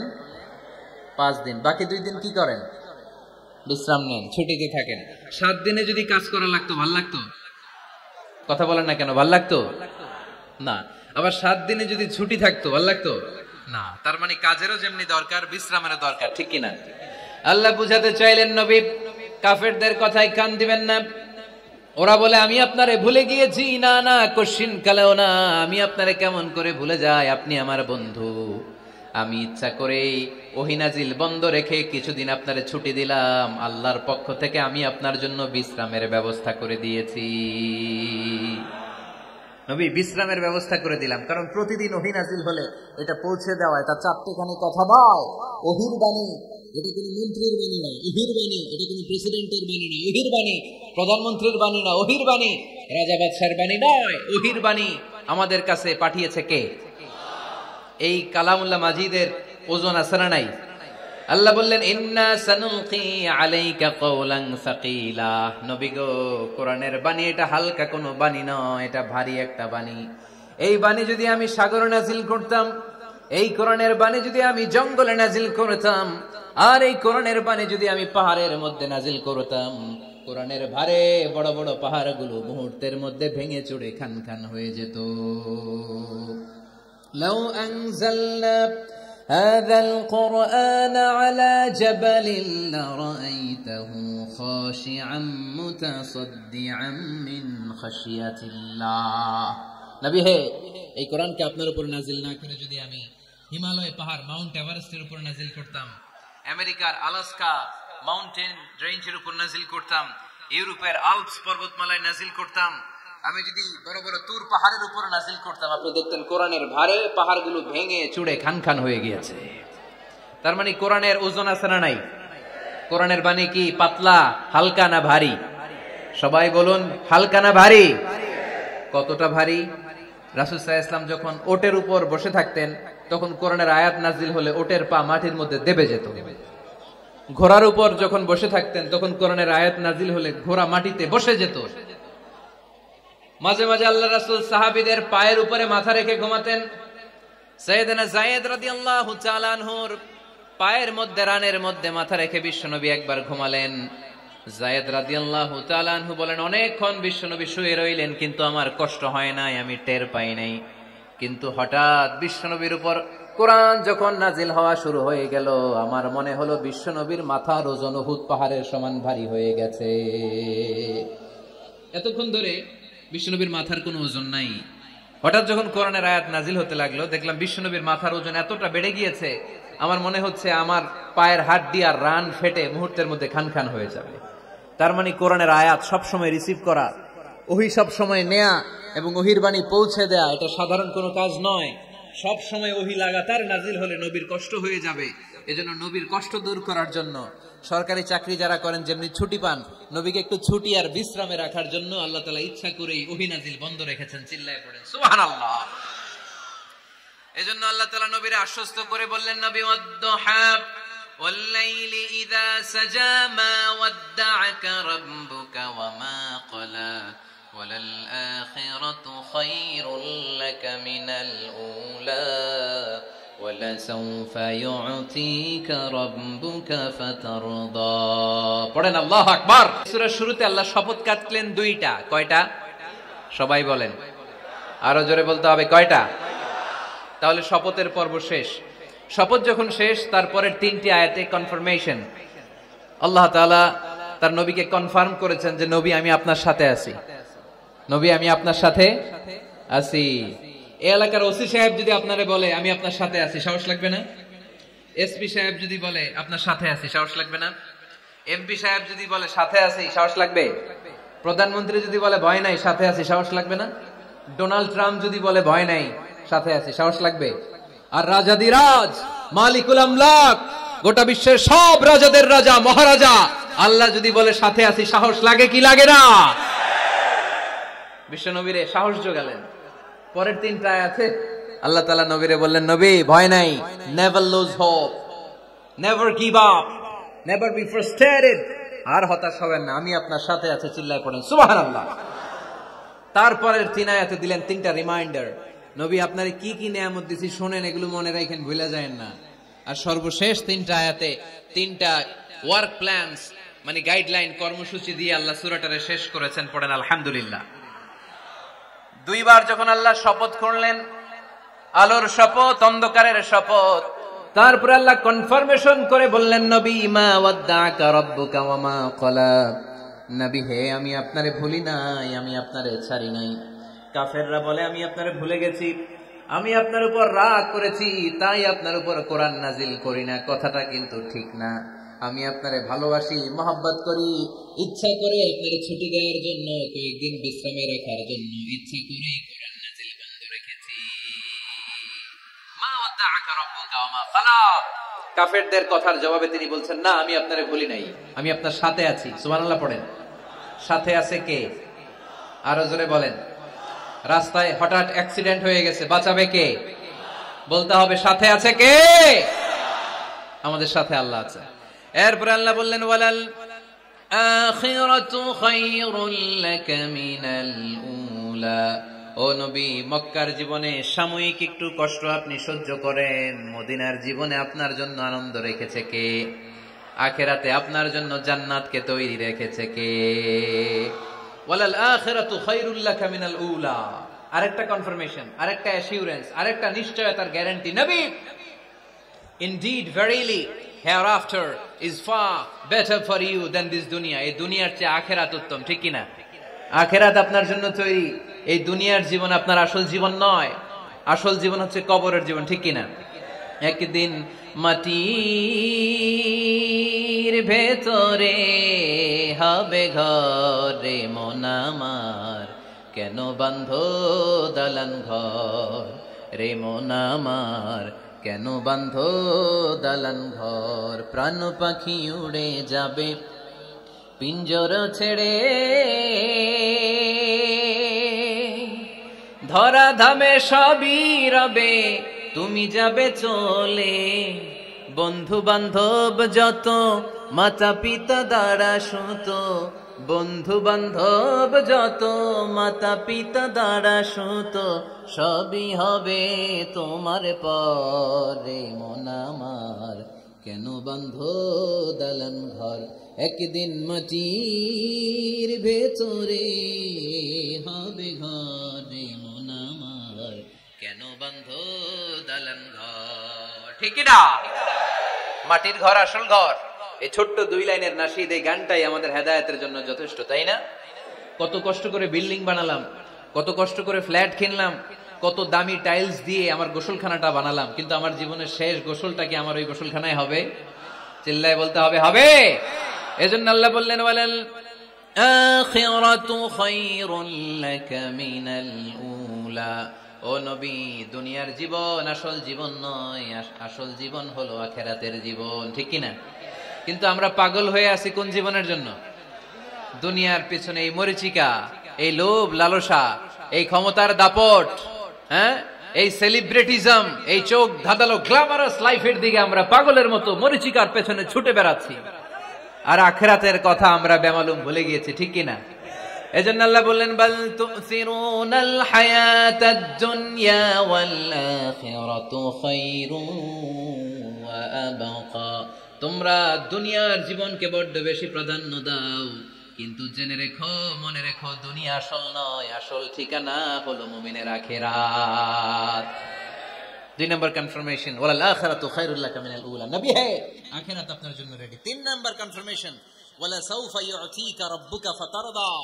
নবী হে, অচিরে এমন এমন জিনিস আমি আপনাকে দেব, এগুলো পেয়ে আপনি খুশি হয়ে যাবেন। সুবহানাল্লাহ। Verily I'm going to give you something that will make you happy. এমন এমন জিনিস আমি আপনার জীবনে দেব, এগুলো পেয়ে আপনি খুশি হবেন।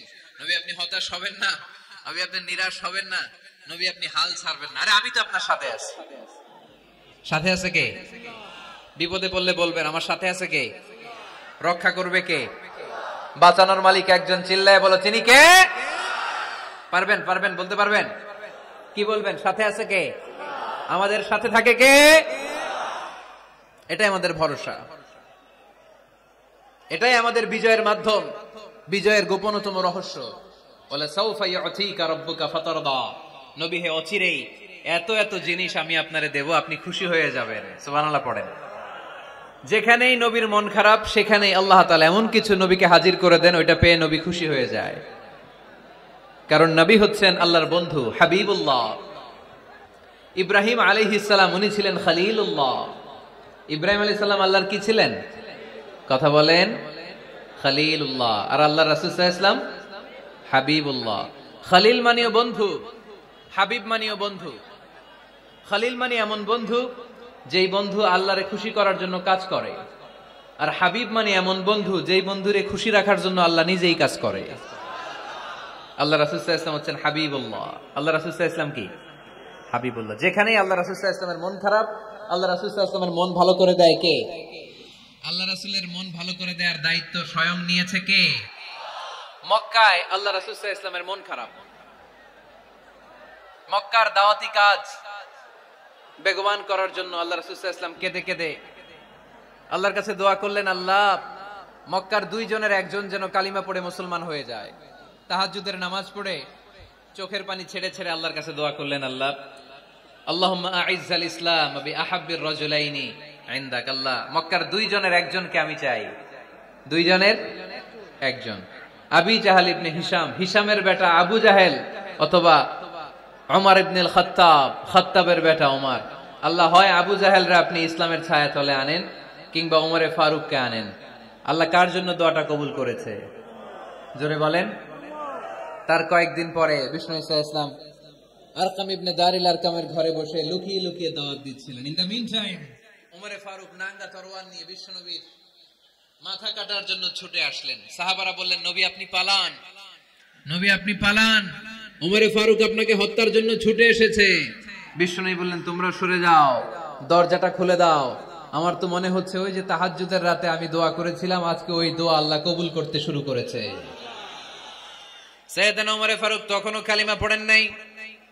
দৌড়ে এসে আরকাম ইবনে আবিল আরকামের ঘরের ভেতরে ঢুকে তলোয়ারটা জমিনের মধ্যে রেখে দিয়ে আওয়াজ করে আঙ্গুল তুলে বলতে আরম্ভ করলেন, আশহাদু আল্লা ইলাহা ইল্লাল্লাহ ওয়া আশহাদু আন্না মুহাম্মাদার রাসূলুল্লাহ। সুবহানাল্লাহ পড়ে কালিমা পড়ে মুসলমান হয়ে গেছে।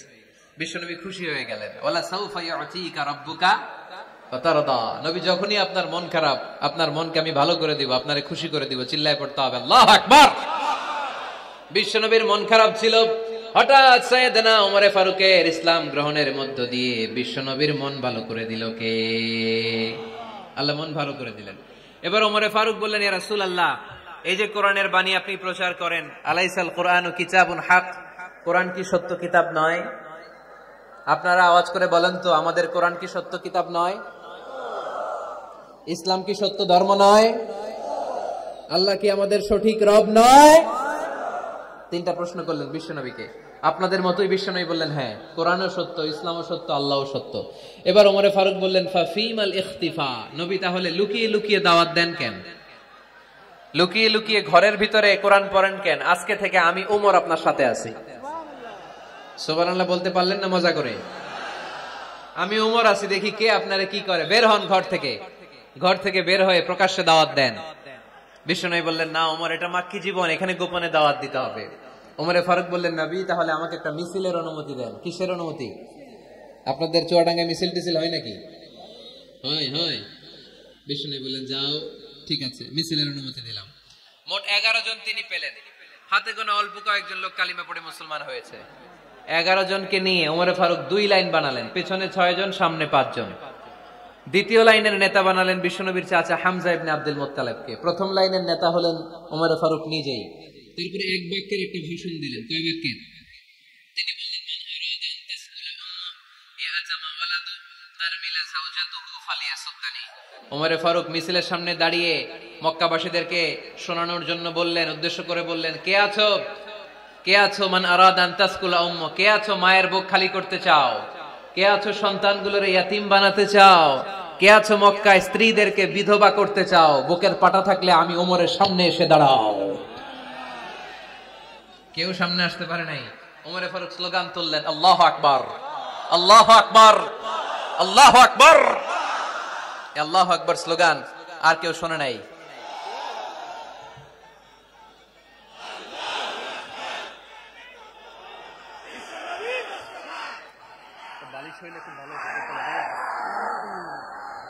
বালিশ হলে ভালো হতো।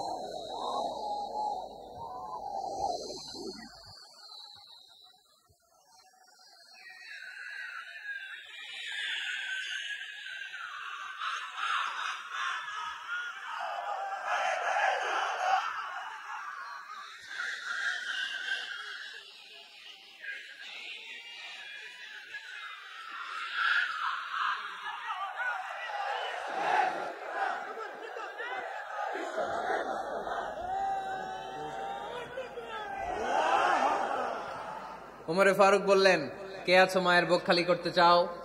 কে আছো সন্তানগুলোর ইয়াতিম বানাতে চাও? কে আছো স্ত্রীকে বিধবা বানাতে চাও? ফালিয়া সুদ্দানি, বুকের পাটা থাকলে সামনে এসে ঠেকাও। এই আল্লাহু আকবার স্লোগান শুরু করলেন। উমরে ফারুক বললেন, কাবা ঘর যে ধরবো, কাবা ঘর ধরার আগ পর্যন্ত কেউ উমরের মিছিল থামাতে পারবে? হঠাৎ মিছিল শুনে আবু জাহেল বের হয়ে এলো, উতবা, সাইবা, ওয়ালিদ ইবনে মুগীরা, সব নেতা খেতারা বের হয়ে আসলো। এসেই দেখে মিছিলের সামনে উমর। মিছিলের সামনে কে? উমরে ফারুককে দেখে সবগুলা দিছে দৌড়। মিছিল কেউ ঠেকাইতে পারে নাই। কাবার গিলাফ পর্যন্ত এই মিছিল চলেছে। চিল্লায় বলো আল্লাহু আকবার। উমরে ফারুক এমন নেতা ছিলেন, শুধু আবু জাহেলই না, মুনাফিকরা উমরে ফারুককে দেখলে ভয় পেত। এমনকি শয়তান, ইবলিস শয়তান উমরে ফারুককে দেখলে আরেক রাস্তা দিয়ে হাঁটতো। আল্লাহ রাসূল বলতেন, মা সালাকা শাইতান সালিকান ফাজ্জান ইল্লা সালাকা ফাজ্জান গায়রা ফাজ্জিক। শয়তান যদি তোমাকে এই রাস্তা দিয়ে আসতে দেখে, শয়তান এই রাস্তা রেখে দিয়ে আরেক রাস্তা দিয়ে হাঁটে। আবার আল্লাহ রাসূল সাল্লাল্লাহু আলাইহি ওয়াসাল্লাম বলেছেন, লা নাবিয়্যা বা'দি ওয়ালা রাসূলা, আমার পরে কোনো নবীও নাই, কোনো রাসূলও নাই। তবে লাউ কানা বা'দি নাবিয়্যুন লাকানা উমর, আমার পরে যদি নবী হওয়ার যোগ্যতা করে থাকে, আমার সাহাবী ওমরের সেই যোগ্যতা আছে। পড়েন সুবহানাল্লাহ। তুমি বলেছো রাসূল দেবে না, বলনি দেবে না বলনি দেবে না হামজা তারি, খালিদ বিজয় সমর। প্রভু তুমি বলেছো রাসূল দেবে না, বলনি দেবে না বলনি দেবে না হামজা তারি, খালিদ বিজয় সমর। প্রভু তুমি বলেছো রাসূল দেবে না। সুবহানাল্লাহ পড়েন। ওমরে ফারুক, ওরকম একটা ওমরের দরকার বাংলাদেশে। চিল্লায় বলেন ঠিক কিনা? ওই একটা ওমর যদি বাংলাদেশে থাকতো, টেন্ডারবাজি একদিনে বন্ধ হয়ে যেত। ওই এক ওমরে ফারুক যদি বাংলার জমিনে থাকতো, চাঁদাবাজি থাকতো না। নুসরাতের মতো কোনো মেয়েকে ধর্ষিত হওয়া লাগতো না। পেঁয়াজের দাম বাড়িয়ে সাধারণ মানুষের কষ্ট দেওয়ার সাহস কেউ করতো না। লবণের মতো নিত্য প্রয়োজনীয় জিনিসের দাম বাড়ানোর গুজব তোলার মতো সাহস কেউ পেত না। চিল্লায় বলো ঠিক কিনা? কোটি কোটি টাকার নোট ছিঁড়ে ছিঁড়ে কেউ পানির মধ্যে ফেলার সাহস তুলতো না। চিল্লায় বলো ঠিক কিনা? এক লোক তার স্ত্রীকে 100 তালাক দিল। কয় তালাক? আরো জোরে বলেন। এবার স্ত্রী এসে বিচার দিল, ওমরে ফারুক আমার স্বামী আমার 100 তালাক দিচ্ছে। ওমরে ফারুক বললেন, ঘটনা কি? তালাক দেবে 3 তালাক, তোমার স্বামী তোমার 100 তালাক দেয় কেন? স্বামীরে ডেকে নিয়ে আস। ডেকে নিয়ে আসা হলো, জিজ্ঞেস করা হলো, কি রে কয় তালাক দিলি? কয় 100 তালাক। ওমরে ফারুক বললেন, তালাক দিবা 3টা, 100 তালাক দিলা কেন? স্বামী বলে, মেজাজ খুব গরম আছিল। মেজাজ, আমাদের মাঝে মাঝে মেজাজ গরম থাকে না, সব তালাক দিয়ে ফেলায়। তুই তালাক, তোর মাও তালাক। কত বড় ডাকাইত, বউরেও তালাক দেয়, শাশুড়িরও তালাক মারে। আছে না নাই? আলহামদুলিল্লাহ চুয়াডাঙ্গা এরকম নাই। ওমরে ফারুক বললেন, দিবা 3 তালাক, 100 তালাক দিলা কেন? সে বলে, ওমরে ফারুক মেজাজ গরম ছিল। ওমরে ফারুক বললেন, তাই মেজাজ গরম ছিল, ঠিক আছে আমি বিচার করতেছি। 3 তালাকে তোর বউ তালাক, বাকি 97 তালাক তোর পিঠের উপরে পড়বে। এরকম বিচার যদি বাংলার জমিনে থাকতো, কেউ আর এরকম ইসলামের কোন বিষয় নিয়ে কথা বলার, ধৃষ্টতা দেখানোর সাহস পেত? কোরআনকে গালি দেওয়ার সাহস পেত? আমার নবীর নামে কার্টুন বানানোর সাহস পেত? আমার নবীকে নিয়ে ফিল্ম বানানোর সাহস পেত? বিশ্ব নবীকে গালি দেওয়ার সাহস পেত? ইসলাম নিয়ে কটু কথা বলার সাহস পেত? আমরা সব বিষয়ে কথা শুনতে রাজি। আমার নবীরে গালি দিলে খবর আছে না নাই? আমার নবীর দিকে যদি কেউ বা হাত তুলে তাকায়, ওই বা হাত কেমন করে ভেঙে দিতে হয় সেটাও আমরা জানি। চিল্লায় বলো ঠিক কিনা? ইসলামের বিরুদ্ধে যদি কথা বলে, ওইটা আমরা সহ্য করি না। চিল্লায় বলেন ঠিক কিনা? আমার নবীরে গালি দিলে, আমার কোরআনকে গালি দিলে, আমার আল্লাহরে গালি দিলে, আমার ইসলামকে গালি দিলে আমাদের কলিজায় আগুন ধরে কি ধরে না? নবীকে গালি দিলে কলিজায় আগুন লাগে, কোরআনকে গালি দিলে কলিজায় আগুন লাগে। কার কার কলিজায় আগুন লাগে হাত তুলে আল্লাহর দেখা।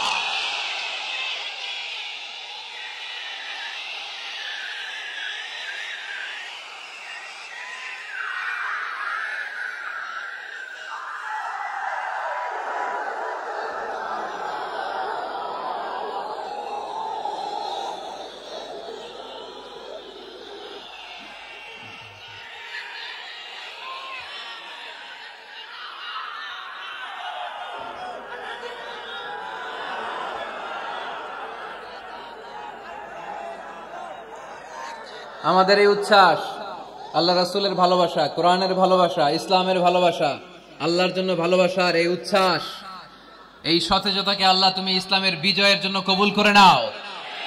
আমরা একটা ওমরের অপেক্ষায়। চিল্লায় বলেন ঠিক কিনা? ওই ওমরের মতো একটা নেতা হলে বাংলাদেশ সোজা হয়ে যাবে। চিল্লায় বলেন ঠিক কিনা? ওই ইমাম মাহাদির অপেক্ষায় আমরা আছি। 7 বছরের ব্যবধানে, 9 বছরের ব্যবধানে গোটা বিশ্বকে সাম্য, মৈত্রী, ভালোবাসা দিয়ে তিনি এক করে ফেলবেন। চিল্লায় বলে ঠিক কিনা? আমরা সেই ইমাম মাহাদির অপেক্ষায়। একজন ওমরই পারে গোটা বিশ্বটারে শান্তি, সাম্য, মানবতা আর ভ্রাতৃত্বের বন্ধনে অটুট রাখতে। সে ওমরে ফারুক যখন ইসলাম ধর্ম গ্রহণ করলেন, বিশ্বনবীর পেরেশানি দূর করে দিল কে? এজন্য আল্লাহ বললেন, ওয়ালা সাউফা ইউতিকা রাব্বুকা ফাতারদা। ও নবী, অচিরে এমন কিছু আমি আপনারে দান করব, এগুলো পেয়ে আপনি খুশি হয়ে যাবেন। সুবহানাল্লাহ পড়েন। যেখানেই নবী পেরেশান, ওইখানেই নবীর মন ভালো করে দেয় কে? মক্কা থেকে 80 কিলোমিটার দূরে তায়েফের ময়দান। যারা হজ উমরা করেছেন তারা জানেন, প্রায় 80 কিলোমিটার দূর এই তায়েফের ময়দানে বিশ্বনবী পাহাড়ি পথ পাড়ি দিয়ে দাওয়াত দিতে গেলেন। তায়েফের লোকেরা কি নবীর দাওয়াতে সাড়া দিয়েছে? নবীকে পাথর মেরেছে, ঠিক কিনা? রক্তাক্ত করেছে 3টা জায়গায়। কয় জায়গায়? বিশ্বনবীর চাইতে সুন্দর মানুষ পৃথিবীতে ছিল? বিশ্বনবীর চাইতে সুন্দর মানুষ বর্তমানে পৃথিবীতে আছে? আমার নবীর চাইতে সুন্দর কোন সুপুরুষ কিয়ামত পর্যন্ত দুনিয়ায় জন্মগ্রহণ করবে? সাদা ধবধবে স্বচ্ছ শুভ্র মানুষ, এত সুন্দর মানুষ যার নুরানি চেহারা দেখলে মানুষ কালিমা পড়ে মুসলমান হয়ে যেত। বিশ্বনবীর চেহারা দেখে কাফির মুশরিকেরা কালিমা পড়ে মুসলমান হতো। আমার নবীর চেহারার মতো সুন্দর শুভ্র সাবলীল মানুষ দুনিয়ার বুকে দ্বিতীয়টা ছিল না। আমার ওই পেয়ারা নবীর গায়ে পাথর মেরেছে তায়েফের ছেলেরা। আমার নবীকে 3টা জায়গায় রক্তাক্ত করেছে, তারপরেও বিশ্বনবী তায়েফবাসীদের বদদুয়া দেয় নাই। খেয়ে না খেয়ে দিন প্রচারের কাজে নিজেকে দিয়েছ বিলিয়ে, তায়েফের কাফিরেরা চিনল না সে আলো, দুষ্ট ছেলেদের পিছু দিল লেলিয়ে। পাথরের আঘাতে ক্ষত বিক্ষত হয়ে সারা শরীর থেকে রক্ত ঝরে। হে রাসূল তোমাকে ভুলি আমি কেমন করে, হে রাসূল তোমাকে ভুলি আমি কেমন করে, হাজার ব্যথা বেদনার পরে। ফিরে আসনি তুমি আপন ঘরে, দিনের আলো তুমি ছড়িয়ে দিতে, চলে গেলে মদিনায় মক্কা ছেড়ে। হে রাসূল তোমাকে ভুলি আমি কেমন করে, হে রাসূল তোমাকে ভুলি আমি কেমন করে। ঠিক কিনা? ওই নবীকে ভোলা সম্ভব? ওই নবীর ভালোবাসা আমাদের হৃদয়ে আছে না নাই? বিশ্ব নবীকে তিনটা জায়গায় আঘাত করল। এত শুভ্র সাবলীল সাদা দেহটা ছিঁড়ে ছিঁড়ে রক্ত বের হলো। বিশ্ব নবী তায়েববাসীদেরকে বদদুয়া দেয় নাই। বিশ্ব নবী তায়েববাসীদেরকে কোরআনের দাওয়াত দিতে গেলেন, তারা কোরআনের দাওয়াত মেনে নেয় নাই। বিশ্ব নবী ওযু করলেন, গায়ের রক্তগুলোকে মুছে মুছে ফজরের সময় খেজুর বাগানের সামনে দাঁড়িয়ে ফজরের নামাজ শুরু করে দিলেন। বিশ্বনবী মন্ত্রমুগ্ধকর কণ্ঠ দিয়ে তেলাওয়াত করতে শুরু করলেন। ইন দ্য মিন টাইম বিশ্বনবীর পেছন থেকে একদল জিন বিশ্বনবীর কণ্ঠের কোরআন তেলাওয়াত শুনে কালিমা পড়ে মুসলমান হয়ে গেল। ফজরের সালাত শেষে আল্লাহ বিশ্বনবীর ডেকে বললেন, নবী আপনার মন খারাপ কেন? জিব্রাইল মারফত জানিয়ে দিলেন মন খারাপ কেন? বিশ্বনবী বললেন, ৮০ মাইল পথ পাড়ি দিয়ে তায়েফের ছেলেদেরকে দাওয়াত দিতে এলাম, তারা আমার দাওয়াত কবুল করে নাই। শুধু দাওয়াত প্রত্যাখ্যান করলে চলতো, আমাকে মেরে রক্তাক্ত করে তায়েফের জমিনকে লাল করে দিয়েছে। একটা ছেলে যদি কালিমা পড়তো আমার কলিজাটা ঠান্ডা হতো, আমার পরানটা ঠান্ডা হয়ে যেত। একটা ছেলেও কালিমা পড়ে নাই, পাথর মেরে আমার রক্তাক্ত করেছে।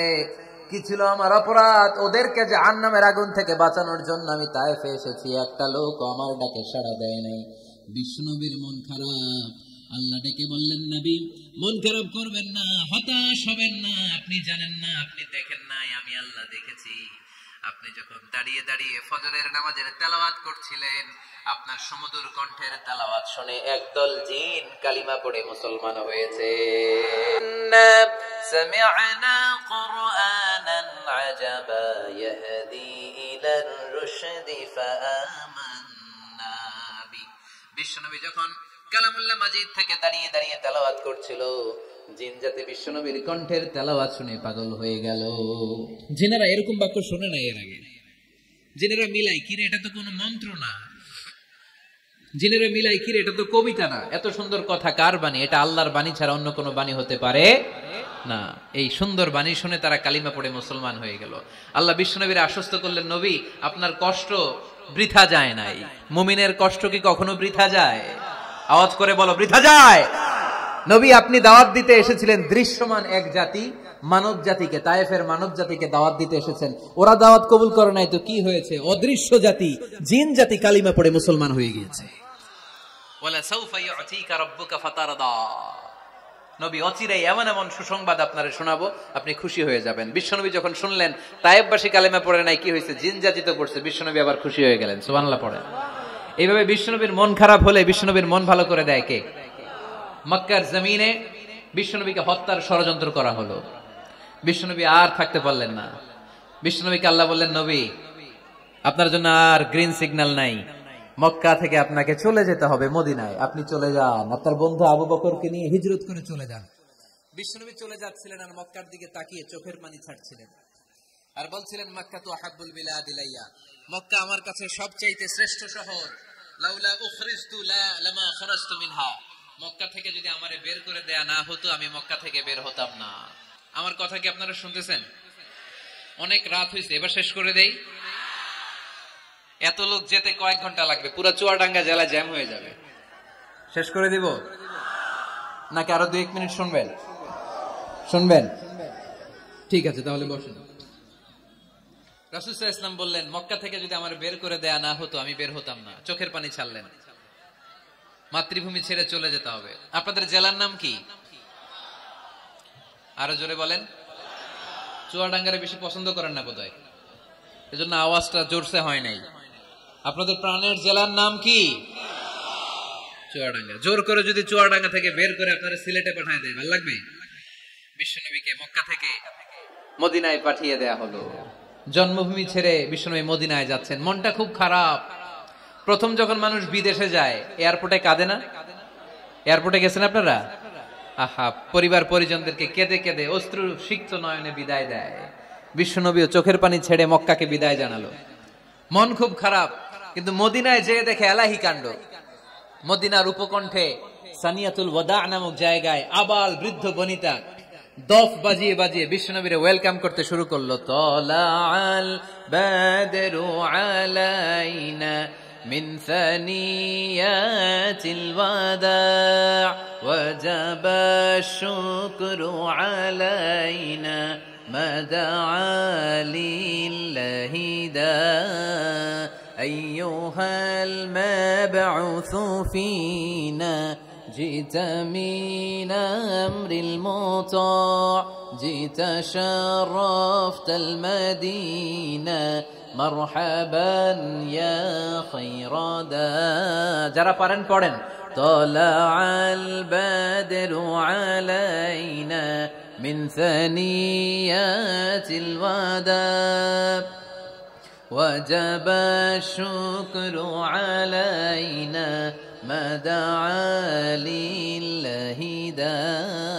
পড়েন না আল্লাহু আকবার। এই বিশাল জনসমুদ্র দেখে তলাল বদরু আলাইনা আর দফ বাজাতে বাজাতে নবীকে ওয়েলকাম ইন রিসিপশন দেয়া হলো। এই মদিনার মানুষের ভালোবাসা দেখে মক্কা থেকে যে তিনি চোখের পানি ছেড়ে বিদায় নিয়েছেন, এই দুঃখের কথা বিশ্বনবী ভুলে গেলেন। বিশ্বনবীর মনকে আবার খুশি করে দিল কে? সুবহানাল্লাহ কইতে পারলেন না? নবী অচিরে এমন জিনিস আপনাকে আমি দান করব, আপনি খুশি হয়ে যাবেন। আবার বিশ্বনবী শুনতে পেলেন ওনার আগের পয়গম্বরদের বয়স ছিল কারো 1000 বছর, কেউ হায়াত পেত 2000 বছর, কেউ পেত 1500 বছর। তাদের উম্মতের মধ্য থেকে কেউ বাঁচত 800 বছর, 700 বছর। বিশ্বনবী মনে মনে দুঃখ পেতে শুরু করলেন, হায় হায়, আমার উম্মতের গড় বয়স এত কম। আগের উম্মতেরা হায়াত পেয়েছে বেশি, ইবাদত করার সুযোগও পেয়েছে বেশি। আমার গুনাহগার উম্মতেরা হায়াত পাবে কম, তাই ইবাদতের সুযোগও তাদের কম। ঠিক কি না? আল্লাহ রাসূল সাল্লাল্লাহু আলাইহি ওয়াসাল্লাম ফরমান, আ'মার উম্মতি মা বাইনা আস-সিত্তিন ইলা 70। আমার উম্মতের গড় বয়স 60 থেকে 70। 60 থেকে 70 এর মধ্যে আমার উম্মতের বেশিরভাগ লোক মারা যাবে। ওয়া আকাল্লুহুম মায়াজুযু যালিক, হাতে গোনা অল্প কয়েকজনই 70 এর বেশি হায়াত পাবে। আপনাদের চুয়াডাঙ্গার কি অবস্থা? কত হায়াত পায় মানুষ? 80 বছর বয়স পেয়েছেন এরকম কেউ আছে নাকি আজকের মাহফিলে? 80 বছরের মুরব্বী কেউ আছেন? নাই। 70 বছর হায়াত পেয়েছেন কেউ আছে? হ্যাঁ, আছে আছে। 60 বছর বয়স আছে? 60 বছর আছেন। 50 আছে কার কার দেখি? 50 তারিক ভাইয়ের বয়স কত? সাইদের বয়স কত চলে? 50। মাশাআল্লাহ, আরো 50 বছর আল্লাহ বাঁচায় রাখুক। সবাই পড়ি আমিন। তো রাসূল সাল্লাল্লাহু আলাইহি ওয়াসাল্লাম চিন্তিত হলেন, হায় রে, আগের উম্মতেরা হায়াত পাইতো 1000 বছর, 1500 বছর। আমার উম্মত 60 থেকে 70 এর মধ্যে সব মরে যাবে। ওরা ইবাদত করার সুযোগ পেয়েছে বেশি, আমার উম্মতের কি হবে? সুবহানাল্লাহ কইবেন না? কি দরদ আমাদের জন্য, কি মায়ার নবী, কি দয়ার নবী। আমার নবীর চাইতে দয়ালু মানুষ পৃথিবীতে ছিল? আমার নবীর চাইতে বিশ্বস্ত মানুষ পৃথিবীতে আছে? আহমদ বড় বিশ্বস্ত, সে কোন বন্ধু বলো বেশি বিশ্বস্ত? সে কোন বন্ধু বলো বেশি বিশ্বস্ত? কার কাছে মন খুলে দেয়া যায়, কার কাছে প্রাণ খুলে দেয়া যায়, হওয়া যায় অতি আশ্বস্ত। তার নাম আহমদ বড় বিশ্বস্ত। সুবহানাল্লাহ পড়েন। আমার নবীর চাইতে বিশ্বস্ত আর কেউ আছে? আমার নবীর চাইতে দিলদরিয়া আর কেউ আছে? আমার নবীর চাইতে দয়ালু কোন মানুষ পৃথিবীর জমিনে আছে? ওমা আরসালনাকা ইল্লা রাহমাতাল লিল আলামিন, I have sent you as a mercy for the entire universe. নবী হে, আমি গোটা বিশ্বের জন্য আপনাকে রহমত করে প্রেরণ করেছি। চিল্লায় পড়েন সুবহানাল্লাহ। আবার বিশ্বনবী ফরমান, লিকুল্লি নবিয়্যিন দাওয়া মুস্তাজাবা। দুনিয়ার সব নবীকে আল্লাহ একটা করে বিশেষ দোয়া করার সুযোগ দিয়েছে। এই দোয়াটা করার সাথে সাথে এই দোয়াটা আল্লাহ কবুল করে নিয়েছে। আর দুনিয়ার বুকে যত নবী এসেছিল সব নবীরা তাদের দোয়াটা দুনিয়ায় শেষ করে ফেলেছে। ওয়া ইন্নী আখতাবিউ দাওয়াতি শাফাআতান লিউম্মতি ইয়াউমাল কিয়ামা। কিন্তু আমি আমার স্পেশাল দোয়াটা দুনিয়ার বুকে করি নাই, আমি কিয়ামতের দিন আমার উম্মতদেরকে সুপারিশ করার জন্য স্পেশাল দোয়াটা রেখে দিয়েছি। আমার নবী দোয়াটা রেখে দিয়েছে আমার জন্য, আপনার জন্য, আমাদের জন্য। বিশ্বনবী দোয়াটা করে নাই। সব নবী আল্লাহর পক্ষ থেকে কয়টা দোয়া পাইছে স্পেশাল?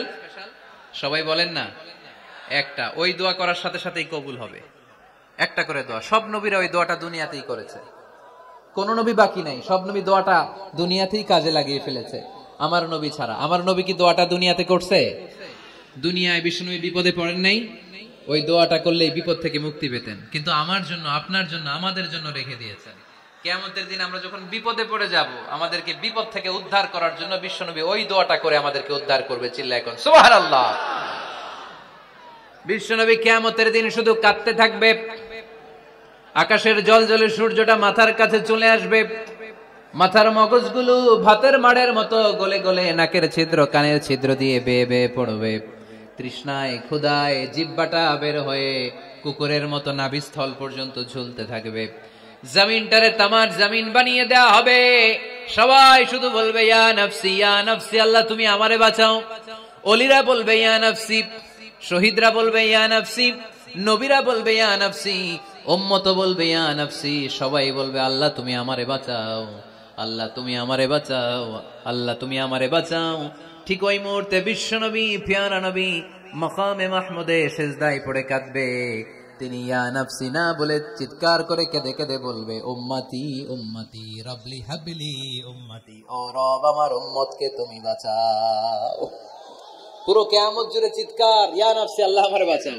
বিশ্বনবী বলবে ইয়া উম্মতি, আল্লাহ উম্মতরে বাঁচাও। সুবহানাল্লাহ পড়বেন না? বিশ্বনবী মাথা তুলবেন না। রব্বুল আলামিন সাইয়েদনা জিবরাইল আলাইহিস সালামকে পাঠাবেন, জিবরাইল যাও নবীকে জিজ্ঞেস করো ইয়া নবী আল্লাহি মা ইউবকি, কেন আপনি কাঁদেন? বিশ্বনবী মাথা তুলবেন না, সিজদারত অবস্থায় উত্তরে বলবেন উম্মতি উম্মতি, আল্লাহ আমার উম্মতের কি হবে আপনি বলেন, আমার উম্মতরে আপনি বাঁচান। সাইয়েদনা জিবরাইল এসে বলে ও মাবুদ, আপনার নবী বলে উম্মতের কি হবে, উম্মতের কি হবে? আল্লাহ বলেন জিবরাইল আমার নবীরে যে বলো ইন্না সানুরদিকা ফি উম্মাতিক ফালা নাসুক। আমি আমার নবীর দুনিয়ার বুকে যখন মন খারাপ ছিল তখন যেমনি মন ভালো করে দিয়েছি, আজকেও আমার নবীর উম্মতের ব্যাপারে এমন একটা ঘোষণা আমি দেব, এই ঘোষণা শুনে আমার নবী খুশি হয়ে যাবে। সারা দুনিয়াতে, দুনিয়ার বুকে নবী যখনই পেরেশান, নবীর মন খারাপ, আমি যেমনি মন ভালো করে দিয়েছি, আজকেও এই কিয়ামতের ময়দানে নবীকে এমন ঘোষণা শোনাবো, এই ঘোষণা শুনে আমার নবী খুশি হয়ে যাবে। চিল্লায় পড়তে হবে আল্লাহু আকবার। আল্লাহ তখন বলবে নবী মাথা তোলেন, মাথা তোলেন, ইরফা রাসাক, নবী মাথা তোলেন, সাল তুতা, আপনার কান্না আমার সহ্য হয় না, সাল তুতা, যা চাবেন তাই দেব। ইশফা তুশাফা, যার ব্যাপারে আপনি আজকে সুপারিশ করবেন তার জন্য আমি সুপারিশ কবুল করে নেব। নবী এমন এমন জিনিস আপনারা দেব, আপনি খুশি হবেন। তারপরে নবী খুশি হবেন না, নবী অস্থির হয়ে থাকবেন আমাদের জন্য একটা পতাকা নিয়ে, আমাদের সবাইকে নিয়ে আমার নবী পেয়ারা নবী জান্নাতের দরজার মধ্যে একটা ধাক্কা দিবেন, পড়েন আল্লাহু আকবার। জান্নাতের রক্ষী ফেরেশতা বলবে মান আনতা, আপনি কে? বিশ্বনবী বলবেন আনা মুহাম্মদ, আমার নাম মুহাম্মদ সাল্লাল্লাহু। মুহাম্মদ শোনার পরে গার্ড অফ অনার দিয়ে বিশ্বনবীর জন্য জান্নাতের বিশাল দরজাগুলো খুলে দেয়া হবে। আর জান্নাতের ফেরেশতারা বলবে নবী গো, জান্নাত সৃষ্টির পর থেকে আজ পর্যন্ত আমরা দাঁড়িয়ে আছি, কবে আপনি জান্নাতে ধাক্কা মারবেন আর আপনার জন্য জান্নাতের দরজা খুলে দেব। আপনার আগে যেন কারো জন্য জান্নাতের দরজা খোলা না হয়, এ ব্যাপারে আমাদেরকে কঠোর নির্দেশনা দিয়েছে কে? বিশ্বনবী লক্ষ লক্ষ কোটি কোটি উম্মতে মুহাম্মাদীকে নিয়ে সেদিন জান্নাতের ভেতরে যখন ঢুকবেন তখন বিশ্বনবীর মনটারে খুশি করে দিবে কে? ওয়ালা সাউফা ইউতিকা রাব্বুকা ফাতারদা। নবী হে, এমন এমন জিনিস আপনারে আমি দান করব, আপনি খুশি হয়ে যাবেন। তার মানে মন খারাপ হলে নবীর মন ভালো করে কে? জোরে বলতে হবে। আপনারা ঘুমায় গেছেন, ঘুম ধরছে, কষ্ট হচ্ছে, ঝিমায়ে পড়েছে মুসলমান, চিল্লায় পড়েন লিল্লাহে তাকবীর, লিল্লাহে তাকবীর, লিল্লাহে তাকবীর। এরপরে নবীর আল্লাহ স্মরণ করায় দিচ্ছেন, আলাম ইয়াজিদকা ইয়াতীমান ফাআওয়া ওয়া ওয়াজাদাকা দাল্লান ফাহাদা। নবী গো, আমি কি আপনার ইয়াতিম পাই নাই, তারপরে আমি কি আপনার লালন পালনের ব্যবস্থা করি নাই? সুবহানাল্লাহ পড়েন। আমার নবী ইয়াতিম হয়ে বড় হয়েছে, জানেন? ইয়াতিম হয়ে লালিত পালিত হয়েছেন। তিনি যখন মায়ের পেটে বিশ্বনবীর বাবাকে নিয়ে গিয়ে তুলে নিয়েছে কে? 6 বছর বয়সে মাকে তুলে নিল কে? দাদা আব্দুল মুত্তালিবের কাছে লালিত পালিত হলেন। 8 বছর বয়সে দাদাকেও নিয়ে গেল কে? এরপরে ইয়াতিম নবী চাচার কাছে লালিত পালিত হলেন। সুবহানাল্লাহ পড়েন। এজন্য আল্লাহ বললেন, আওয়া আলাম ইয়াজিদিকা ইয়াতীমান ফাআওয়া। নবী হে, আমি কি আপনার ইয়াতিম পাই নাই, আর আপনারে কি আমি আপনার চাচার কাছে লালন পালনের ব্যবস্থা করে দেই নাই? তো এই ছোট্টবেলায় আপনি ইয়াতিম, আপনারা দেখার কেউ নাই, তখন যদি আমি আপনারা সাহায্য করতে পারি, ওই আল্লাহ এখনো আসিনা নাই? বিপদের কালে আমার নবীরে সাহায্য করে উত্তরণের ব্যবস্থা করেছে যে, মুসলমানদের এই ক্রান্তি লগ্নে মুসলমানদের সংকট দূর করার জন্য আমার আল্লাহর রহমত আজও আছে না নাই? পরীক্ষা দিতে হবে, আমাদের পরীক্ষায় পাশ করতে হবে। ওয়ালা তাহিনু ওয়ালা তাহজানু ওয়া আনতুমুল আ'লাউনা ইন কুনতুম মুমিনিন। ভয় পেও না, নিরাশ হয়ো না, হতাশ হয়ো না, বিজয় তোমাদেরই হবে যদি মুমিন হও। চিল্লায় বলেন ঠিক কি না? আলাম ইয়াজিদকা ইয়াতীমান ফাআওয়া। নবী আপনার ইয়াতীম হিসেবে পেয়েছি, তখন আপনারে আশ্রয় দিয়েছি। তারপরে আল্লাহ বললেন, ওয়া ওয়াজাদাকা দাল্লান ফাহাদা। আপনারে আমি দল্লান হিসেবে পেয়েছি, তারপরে রাস্তা দেখিয়েছি। আপনি রাস্তা খুঁজছিলেন। দল্লুন শব্দের অর্থ গোমরাহ, পথহারা। কিন্তু রাসূল সাল্লাল্লাহু আলাইহি ওয়াসাল্লামের ক্ষেত্রে এই অর্থ করা যাবে না। আমার নবী গোমরাহ ছিলেন না, আমার নবী পথভ্রষ্ট ছিলেন না। যদিও অফিসিয়ালি আমার নবী 40 বছর বয়সে নবী হয়েছেন, কিন্তু 40 বছরের আগের জীবনীটাও আমাদের জন্য অনুপম আদর্শ আর নমুনা। চিল্লায় বলেন ঠিক কি না? 40 বছর আগেও নবী সত্য কথা বলতেন। 40 বছর আগে তিনি দান করতেন। নবী হওয়ার আগেও তিনি আত্মীয়দের সাথে সুসম্পর্ক রাখতেন, মানুষের বোঝা বইয়ে দিতেন। সত্য যেখানে বিপন্ন, সাহসী সৈনিক হয়ে বিশ্বনবী দাঁড়িয়ে যেতেন। চিল্লায় এখন ঠিক কি না? এজন্য আল্লাহ বললেন, ওয়া ওয়াজাদাকা দাল্লান ফাহাদা। নবী আপনি পথ খুঁজছিলেন, আমি আপনারে পথ দেখিয়েছি। আমাদেরকে পথ দেখায় কে? রাসূল সাল্লাল্লাহু আলাইহি ওয়াসাল্লাম মহাসত্যের অনুসন্ধান করছিলেন। দল্লান অর্থ এখানে পথহারা পথিকের মতো আপনি খুঁজছিলেন, কই যাবেন, ডানে না বায়ে। মাঝে মাঝে আমাদের এরকম হয় না, চুয়াডাঙ্গা থেকে কুষ্টিয়া কি এই রাস্তায় যায় না এইটায় যায়, বুঝতে পারতেছি না তো। অনেক রাতে যদি রওনা দেন, কেউ বলারও নাই, দেখায় দেওয়ার মতো কেউ নাই, বাজার টাজার বন্ধ। মাঝে মাঝে আমরা ঝামেলায় পড়ে যাই। আমরা যারা বক্তা, আমরা ঝামেলায় পরিবেশ। অনেক রাতে রাতে বাড়িতে ফিরি, এই জেলা থেকে ওই জেলায়, রাত 3টার দিকে, লোক নাই, ডানে যাবো না বায়ে যাবো। পুলিশ ভাইরা মাঝে মাঝে সহায়তা করে, অনেক সময় পুলিশও নাই, তখন ভরসা একজনের উপর, তিনি কে? তো রাসূল সাল্লাল্লাহু আলাইহি ওয়াসাল্লাম সত্যের পথ খুঁজছিলেন, ডানে না বায়ে। আল্লাহ বললেন বায়ে না, ডানে যান। ফাহাদা, আল্লাহ হেদায়েতের রাস্তায় তুলে দিলেন। সুবহানাল্লাহ পড়েন। আমরা যদি পথ ভুলে যাই, আমাদের পথ দেখায় কে? সবাই বলেন, আমাদের পথ দেখায় কে? আমি যদি কোনদিন পথ ভুলে যাই, হাত ছানি দিয়ে কাছে নিও, মমতার বন্ধনে আমায় বেঁধে সব ভুল ক্ষমা করে দিও। পড়েন, আমি যদি কোনদিন পথ ভুলে যাই, হাত ছানি দিয়ে কাছে নিও, মমতার বন্ধনে আমায় বেঁধে সব ভুল ক্ষমা করে দিও। পড়েন আমিন। আমাদের পথ দেখায় কে? আমরা প্রতিদিন পড়ি ইহদিনাস সিরাতাল, সবাই পড়েন ইহদিনাস সিরাতাল। ও আল্লাহ, আমাদেরকে সরল সঠিক পথ দেখাও। আল্লাহ বললেন, নবী আপনাকে আমি পথ দেখিয়েছি। এরপর আল্লাহ বললেন, ওয়া ওয়াজাদাকা আইলান ফাআগনা। নবী আপনি ছিলেন নিঃস্ব, আপনার টাকা পয়সা ছিল না। খাদিজার সাথে বিয়ে দেওয়ার মাধ্যমে আমি আপনার নিঃস্বতা দূর করে ধনী বানিয়ে দিয়েছি। সুবহানাল্লাহ পড়েন। রাসূল সাল্লাল্লাহু আলাইহি ওয়াসাল্লাম মেষ চড়াতেন। মা বাআসাল্লাহু নাবিয়ান ইল্লা রাআল গানাম। এই পৃথিবীতে এমন কোন নবী নাই যেই নবী ছাগল চড়ায় নাই। আপনারা ছাগল চড়ান তো? আপনাদের তো এই যে কি বলে, ব্ল্যাক গোট, চুয়াডাঙ্গার ব্ল্যাক গোট নাকি সারা দুনিয়ায় বিখ্যাত। হ্যাঁ, ব্ল্যাক বেঙ্গল কি বলে, ব্ল্যাক বেঙ্গল। ছাগল পালেন কে কে দেখি তো চুয়াডাঙ্গায়?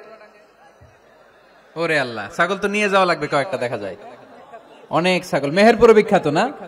মাশাআল্লাহ, চুয়াডাঙ্গার ছাগল অনেক বিখ্যাত। তো সব নবীরা ছাগল ছড়িয়েছেন। বুখারীর বর্ণনা, মা বাআসাল্লাহু নাবিয়্যান ইল্লা রাআল গানাম। এই পৃথিবীতে এমন কোন নবী নাই যে নবী ছাগল চড়ায় নাই। বিশ্বনবী ছাগল চড়াতেন অল্প কিছু পারিশ্রমিকের বিনিময়ে। সুবহানাল্লাহ পড়েন। কারণ আমার নবী শিখিয়েছেন পরিশ্রমে লজ্জা নেই, লজ্জা অলসতায়। ঠিক কিনা? পরিশ্রমে কোনো লজ্জা আছে? লজ্জা অলসতায়। ঠিক কিনা? রাসূল সাল্লাল্লাহু আলাইহি ওয়াসাল্লামের টাকা পয়সা ছিল না। আম্মাজান খাদিজাতুল কুবরা রাদিয়াল্লাহু তাআলা আনহার সাথে যখন বিয়ে হলো, বিয়ের পরে ধনাঢ্য মহিয়সী নারী বললেন, ইয়া রাসূলুল্লাহ, আমার সম্পদের দরকার নেই, আমি আপনারে পেয়েছি, আপনারে পেয়ে আমি খুশি। আমার সব সমুদয় সম্পত্তি আপনার পায়ের সামনে আমি ঢেলে দিলাম, আপনি ইচ্ছে মতো ইসলামের জন্য, ইসলাম প্রচারে এই সম্পদ ব্যয় করা শুরু করে দেন। সুবহানাল্লাহ পড়তে পারলেন না? ওয়াজাদাকা আইলান ফাআগনা, তাফসিরে এসেছে ফাআগনা বিখাদিজা।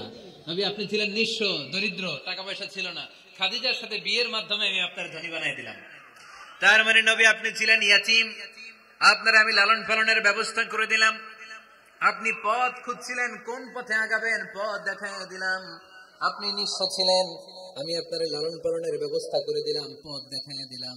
আপনার টাকা পয়সা ছিল না, খাদিজার সাথে বিয়ের মাধ্যমে ধনী বানাইয়া দিলাম। সুবহানাল্লাহ। নবীর মন খারাপ তো, নবীর মন ভালো করার চেষ্টা করতেছে। দেখেন বন্ধু বন্ধু রাগ ভাঙায় কি করে। ও নবী আপনি রাগ করেন কেন? ওই যে আপনি ছোটবেলায় কষ্টে ছিলেন, আমি তো ঠিক করে দিলাম সব। ও নবী আপনি পথ খুঁজতেছিলেন, বিপদে ছিলেন, আমি তো পথ দেখাই দিলাম। টাকা ছিল না, বিয়ের পরে টাকার ব্যবস্থা করে দিলাম। তো আপনার টেনশন কিসের? টেনশন তো আমি আল্লাহর। চিল্লায় বলেন ঠিক কি না? মুমিন কখনো টেনশন করে না। মুমিন তার সব কিছু ন্যস্ত করে দেয় একজনের উপর, তিনি কে? এবার বিশ্বনবীকে 3টা কর্মসূচির ঘোষণা দিয়ে আল্লাহ সূরাটা শেষ করবেন। কর্মসূচি 3টা শুনতে মনে চায়? এই কর্মসূচি 3টা পকেটে করে বাড়িতে নেওয়া যাবে? উত্তর হয় নাই, আওয়াজ হয় নাই। এই 3 কর্মসূচি নিয়ে আজকে বাড়িতে ফিরতে যাই, পারা যাবে? কর্মসূচি নাম্বার 1, আল্লাহ বলেন ফাআম্মাল ইয়াতীমা ফালা তাকহার। ও নবী, কখনো ইতিমদেরকে আপনি তাড়িয়ে দেবেন না, ইতিমদের সাথে খারাপ আচরণ করবেন না। আপনাদের এলাকায় ইতিমখানা আছে নাকি? আছে? তরিক ভাইয়ের মাদ্রাসায় আছে ইতিম? আছে? মাশাআল্লাহ। তো এই যে ইতিমদের সাথে খারাপ আচরণ করতে নিষেধ করেছে কে? ফাআম্মাল ইয়াতীমা ফালা তাকহার। নবী ইতিমদের সাথে খারাপ আচরণ করবেন না, কারণ আপনি নিজেই ইতিম ছিলেন। ঠিক কি না? ইতিমদের সাথে আমরা ভালো আচরণ করব। ইতিমকে ভালোবাসা মানে নবীকে ভালোবাসা, কারণ আমার নবী ইতিম হয়ে বড় হয়েছেন। চিল্লায় বলেন ঠিক কি না? যারা ইতিমকে ভালোবাসে তাদেরকে ভালোবাসে কে? বিশ্বনবী ইতিমদের লালন পালনকারীদেরকে এত ভালোবাসতেন, যারা ইতিমদেরকে যত্ন নেয়, যারা ইতিমদেরকে লালন পালন করে, তাদের উদ্দেশ্যে বিশ্বনবী বললেন আনা ওয়া কাফিলুল ইয়াতীমি কাহাতাইন। আনা ওয়া কাফিলুল ইয়াতীমি কাহাতাইন। আমার 2টা আঙ্গুল দেখা যায়? সবাই দেখতে পাচ্ছেন? এই 2টা আঙ্গুলের মাঝখানে কি খুব গ্যাপ আছে নাকি? বেশি নাই। বিশ্বনবী বললেন আনা ওয়া কাফিলুল ইয়াতীমি কাহাতাইন, আমি এবং ইতিমের লালন পালনকারী কিয়ামতের দিন প্রতিবেশীর মতো এইভাবে কাছাকাছি একসাথে থাকবে। এজন্য ইতিমদের সাথে ভালো আচরণ করবেন, ইতিমদেরকে ঘাড় ধাক্কা দিয়ে বের করে দিবেন না। অনেকে আছে ইতিমদেরকে ঘাড় ধাক্কা দিয়ে বের করে দেয়, আছে না? যাই আছে না? আরাআইতাল্লাযী ইউকাযযিবু বিদ্দীন ফাযালিকাল্লাযী ইয়াদউল ইয়াতীম। কিছু লোক আছে যারা আখিরাতে বিশ্বাস করে না, জান্নাত জাহান্নামে বিশ্বাস করে না, তারা দ্বীনকে অস্বীকার করে, ইতিমকে ঘাড় ধাক্কা দিয়ে বের করে দেয়।